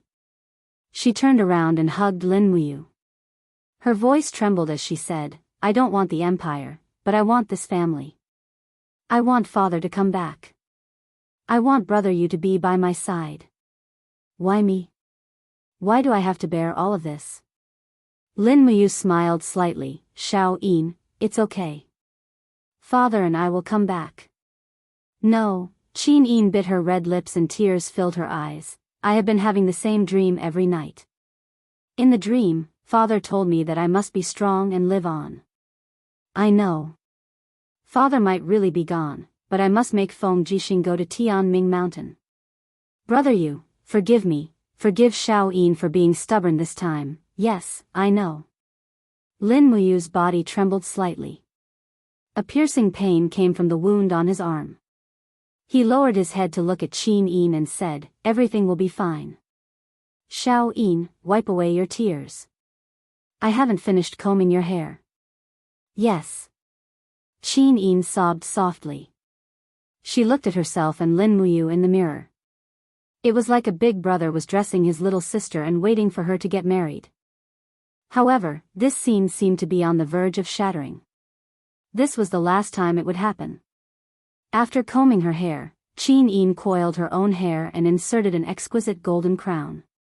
She regained some of her princess-like demeanor. She stood up and turned to look at Lin Muyu, saying, Regardless of success or failure, you must come back alive to see me. Don't worry. I will. Lin Muyu turned to look outside and said, There's not much time left. I have to go. Yes. After watching Lin Muyu walk out of the side hall, Qin Yin couldn't help but sob again. Her voice was as soft as a mosquito's buzz, I love you. You must come back alive to see me. Outside the main hall, Wei Chou and Xiaohou Sang led a group of royal guards and royal guards, waiting for Lin Muyu's orders. They hadn't slept the entire night, but their fighting spirit was still high. Commander, are we leaving? Wei Chou asked. Lin Muyu nodded, yes, but this time. I can't guarantee that I can bring you back alive. Wei Chou smiled. Commander, don't worry. We can come back by ourselves. That's good. Let's go. Yes. On the northern city wall, the city wall was suffering from heavy attacks from the catapults. A large portion of the city wall had already collapsed. Zhang Wei was leading a group of people to repair it. At the same time, the streets of the city were densely packed with the Imperial Army's heavy cavalry, shield-bearers, pikemen, archers, etc. Over the past few days, more than 10,000 Imperial Army soldiers had died in battle, but Feng Jixing still managed to gather together an army of 30,000. You're here? Feng Jixing carried his wind-chopping saber and rode his horse over with a smile. He said, this bunch of bastard volunteers have destroyed another section of the city wall. Damn it. Heh. We are preparing to set off. Lin Muyu looked at the sparse guards in the city and said, Brother Feng, leave Zhang Wei and 1,000 Imperial guards here. I'm worried that the city will really fall, and Xiao Yin will have too few people by her side. All right. Feng Jixing turned and said, Zhang Wei, lead the brothers of the 1st Battalion to stay and defend the city. Zhang Wei cupped his fists. Yes, Commander. Open the gates, attack. The iron gates slowly opened, and 30,000 Imperial guards welcomed the rain of spears and swords as they charged towards the densely packed volunteers outside the city. Facing an opponent several times their size, not a single one of them revealed a trace of fear. At this time, Qihai City. In the depths of the Duke's mansion, in an exquisite and elegant courtyard room, a bang sound was heard as a hole was punched through the door. Tang Xiaoxi's beautiful face appeared behind the hole and said, Let me out, Grandpa, you can't do this. Tang Lan leaned on her walking stick and turned shakily to look at Tang Xiaoxi, saying, Xiaoxi, why can't you understand grandfather's painstaking efforts? What painstaking efforts? Tang Xiaoxi said angrily, You're obviously greedy for life and afraid of death. You're an important official of the empire, a duke of a region, but you're afraid of death and don't dare to send troops. I've seen through you. Grandfather is no longer the great general who followed the previous emperor to war.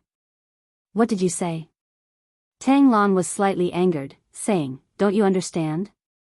This is a brotherly dispute between Qin Jin and Qin Yi. It's best for our Qihai city not to get involved. Besides, Qin Jin's godson, Lin Muyu, killed your older brother, Tang Bin. I will never forget this grudge. You should also remember that Lin Muyu is an enemy of the Tang family. We shouldn't save him. He killed my cousin in order to save me. How many times do I have to tell you before you understand? Tang Xiaoxi looked at him with teary eyes and said, Grandfather, I don't care about your concealing techniques. Xiaoxi only knows that Xiao Yin and Mu are the most important people to me. I can't lose them. If grandfather doesn't save them, Xiaoxi will go myself. You're crazy, Xiaoxi. A middle-aged man berated, Is this how you talk to your grandfather? Second uncle, you're just a coward who's afraid of death. Tang Xiaoxi suddenly laughed and said while crying, The imperial capital is surrounded. The Imperial Guards and the Flying Mount Battalion are fighting to the death. They only have tens of thousands of people. Our Qihai city has close to 200,000 soldiers, but we're just watching from the sidelines. Hee. Is Qihai city still a city of the Qin Empire? If you guys aren't going, I, Tang Xiaoxi, will go alone. Tang Lan shouted, Xiaoxi, are you crazy? However, at this moment, flames suddenly rose from the small house. Tang Xiaoxi gritted her teeth and spread out 9 dancing flame tails behind her. She said, You guys can't trap me. Boom! The soul-suppressing seal soared into the sky and destroyed the house. Tang Xiaoxi leaped up and lay on the roof like a beautiful little fox. With a leap, she disappeared from Tang Lan's sight. Heavens, this crazy girl. Tang Lan gritted her teeth. Send someone to find Xiaoxi immediately. We must bring her back. Yes. The middle-aged man said, But father, the envoy from Ihan Nation is still waiting in the living room. What should we do? Tang Lan said indifferently, let him go. Tell him to tell Qin Yi that there will be a war between Qihai province and the Han nation. Tell Qin Yi to wash his neck and wait for Qihai city's butcher knife. Oh yes, that person. Have you found him? Yes, he has been arranged to stay in the post house in the city. It's a secret for now. Treat him well and don't neglect him. He's a rare exceptional general. Yes, don't worry, father.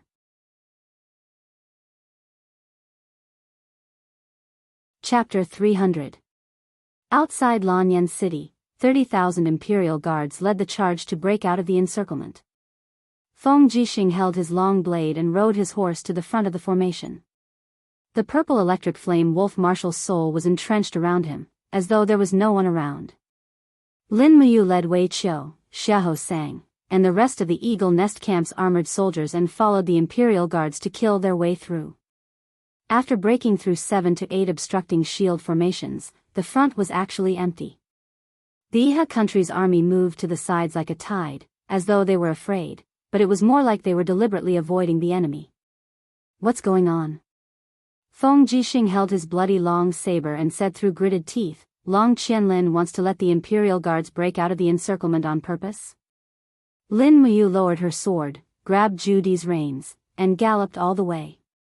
She said with a serious expression, Big Brother Feng, something is wrong. We can't break out of the encirclement so easily. The Iha nation's army isn't that weak. There must be a trap. Feng Jixing nodded, I know, but we still have to go to Heaven's Causeway Mountain. You must be careful. Lin Muyu frowned, Heaven's Causeway Mountain is most likely a trap. You must be extra careful. The Iha nation's people are hypocritical and cunning. If it's not absolutely necessary, don't go to Heaven's Causeway Mountain. Yes, I know. Feng Jixing nodded, and said with a smile, You must also be careful. Long Qianlin must have already noticed Dragon Rocky Mountain, and it's most likely surrounded now. I know. Let's part ways here. Okay. Lin Muyu suddenly pulled the reins, and Judy let out a long neigh. He took his master to the northeast, while Wei Qiu, Xiahou Sang, and the other soldiers of the Eagle Nest Camp followed. Feng Jixing shouted, and led the 30,000 imperial guards eastward towards Heaven's Causeway Mountain. The Eagle's Nest Camp was made up entirely of cavalry. They moved at lightning speed. After 4 hours, they could already see Dragon Rocky Mountain in the distance. Just as Feng Jixing had expected, the flags of the Iha nation were flying at the foot of Dragon Rocky Mountain. This place was surrounded. However, there were not many soldiers surrounding the mountain, no more than 20,000 at most. With the remaining 15,000 soldiers in the Longdan army camp, it would definitely not be a problem for them to rush out. A messenger bird. Lin Muyu turned around and said. Wei Qiu immediately took the cage from the side of the horse and handed the messenger bird to Lin Muyu. Lin Muyu quickly wrote a line of words, Luo Yu, I have led the Eagle Nest Camp to the west of Dragon Rocky Mountain to provide support. You will lead all the troops of the Longdan army camp down the mountain and follow me back to the imperial capital. Lin Muyu whoosh, the bird flapped its wings and flew high into the sky. Like a sharp white arrow, it shot towards the towering Dragon Rocky Mountain. Not long after, the sound of drums on the mountain did not stop. Countless flags of the Longdan army camp could be faintly seen flying in the air. There were also some families' purple flower flags among them. It seemed that Luo Yu had already regarded the Longdan army camp as one of the many armies of the empire. They are charging down the mountain, Xiahou Sang said with a slightly excited smile. Lin Muyu nodded, let's go, we will charge in from the periphery. We will coordinate from the inside and the outside to welcome the Longdan army camp down the mountain. Yes. After returning the dragon spirit sword to its sheath, Lin Muyu directly held the pear blossom spear and charged forward. Under the tactics of cavalry, the spear was naturally more lethal. As the saying went, an inch longer was an inch stronger. Moreover, the pear blossom spear was cold and sharp. It was very suitable for charging on horseback. Immediately, the hundreds of people from the Eagle Nest Camp, led by Lin Muyu, charged into the Iha nation's camp from the back like tigers entering a flock of sheep. Pfft! Xiahou Sang's broadsword directly chopped off the head of a volunteer soldier. He swept his gaze around and shouted, "Commander, the ones surrounding the mountain are the troops of Swift White Province's Sunset City." Heh! Count Xiang Manning is already an old thing, yet he still dares to come to the northern ridge to mess with us. He is simply an old bastard. Kill them all. Count Xiang Manning? Lin Muyu frowned. At the same time, she also realized that the volunteer soldiers in front of her were indeed on the weak side. The soldiers seemed to have been out of battle formation for a long time. Faced with the Imperial Guards and Royal Army's attacks, they did not even have the slightest bit of strength to fight back. Just like that, she and her people killed their way into the depths of the camp. After Wei Chou shot the vanguard general with one arrow, the more than 10,000 volunteer soldiers lost their leader and completely became a target for slaughter. On the mountain, the Longdan army camp roared down. Luo Yu and Fengxi rushed at the front of the crowd. How could the Sunset City army possibly withstand the elite heavy cavalry? In the blink of an eye, they tore through the encirclement. The powerful battle formation of the Longdan army camp directly caused the Iha nation's army to be frightened out of their wits. Their flags fluttered, and they collapsed without a fight. Seeing the Iha nation's army retreat like the tide, Luo Yu continued to ride forward. She found Lin Muyu in the crowd, cupped her fists, and said, "Madam, should we chase after them?" "No need." Lin Muyu shook her head. "This volunteer army is not worthy of being our opponent. Follow me back to Lanyan City immediately. We are needed there." "Yes." Turning their horses around, the 15,000 elites of the Longdan army camp led by Lin Muyu and Luo Yu charged straight for Lanyan City.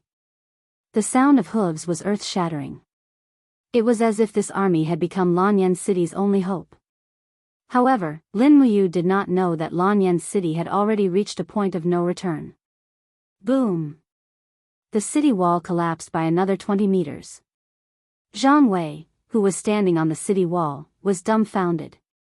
He watched as more than a dozen Imperial Guards fell into the rubble and were smashed into a pile of minced meat. The long saber in his hand was still trembling, and his face was ashen. He said, "Repair the city wall immediately. Archers, shoot. Don't stop. The moment we stop, the Iha nation barbarians outside will kill their way in." "Yes." "Guard the city gate and organize the shield formation below the city wall." "Yes."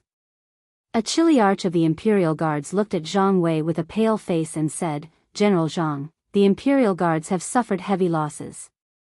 We don't have more people to organize the shield formation to protect the city gate." "I don't care." Zhang Wei roared angrily.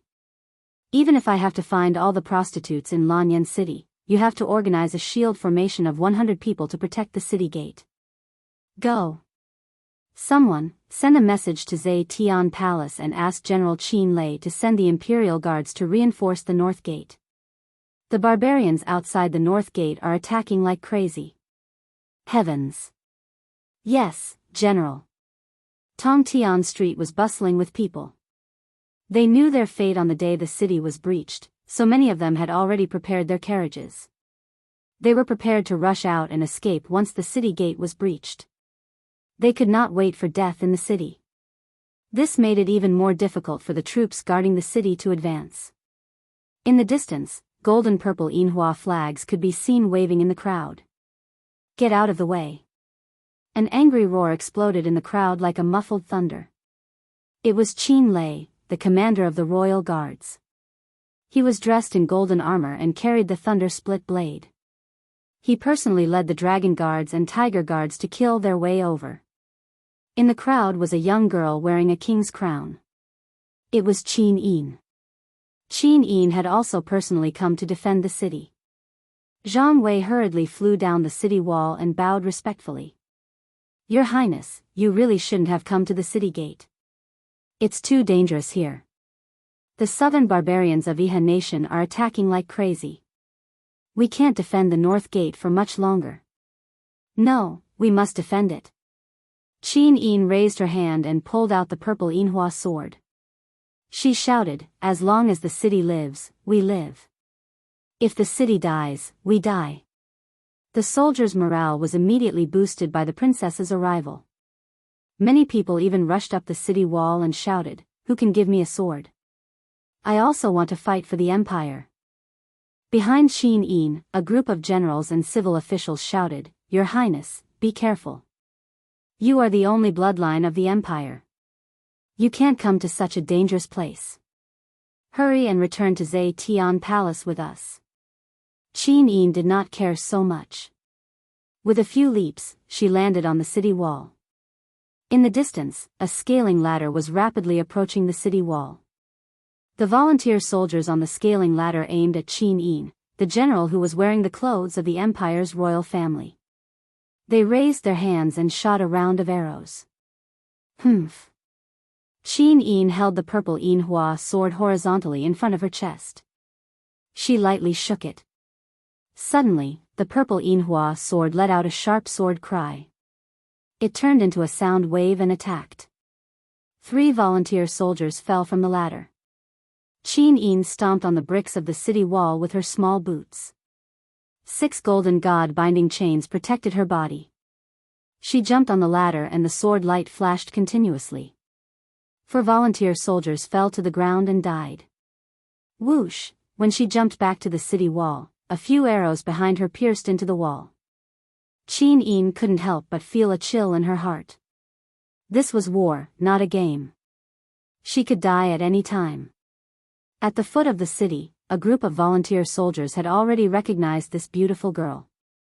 Their faces were filled with hatred as they shouted, "She's Qin Yin, it's her. This ugly woman has oppressed the world and preys on the people. She's our enemy. Shoot her, quickly." Whoosh whoosh whoosh, countless arrows flew over. Zhang Wei hurriedly raised his hand and snatched a shield in front of Qin Yin. The arrows landed on the wooden shield with a pa-pa-pa sound. Suddenly, he felt his body heat up. With a wang sound, a huge fire cauldron appeared on the city wall. It was Choo Choo. Fire cauldron Choo Choo spun around on top of the city wall and lightly raised his palm. Boom! A huge palm print landed on the battlefield outside the city, instantly killing a dozen volunteer soldiers and turning them into a pile of ashes. Choo Choo turned to Qin Yin and said, "Your Highness, your life is related to the survival of the world. Please follow me back to Zetian Palace." Qin Yin gasped for breath and nodded, "Yes, Choo Choo." At this moment, a heavy cavalry of the imperial army galloped over from afar. With a pale face, he shouted, "Not good, not good. The east gate has been breached." "What happened?" Zhang Wei said angrily, "The east gate is so sturdy, how could it be broken?" The imperial guard's face was ashen as he said, "A god. A god has descended." With just one palm, he shattered the entire east gate. "Oh my god, a god." Zhang Wei felt a chill in his heart. Choo Choo's face also turned pale and said, "Qin Lei, protect Her Highness. Go around the main road through the alley and prepare to break through the east gate. As long as Her Highness is alive, the Empire still has hope." Qin Lei cupped his fists and said, "Yes, Sir Choo Choo." Choo Choo looked at the generals in the crowd and said, "Commander Chu Huaying, lead the Flying Mount Battalion out of the city to face Long Qianlin's main force. Only by delaying his main force outside the North Gate can Her Highness have a chance of breaking through." "Yes." Chu Huaying cupped his fists and looked at Choo Choo. His eyes were filled with determination. "Even if we die in battle, we will definitely delay Long Qianlin."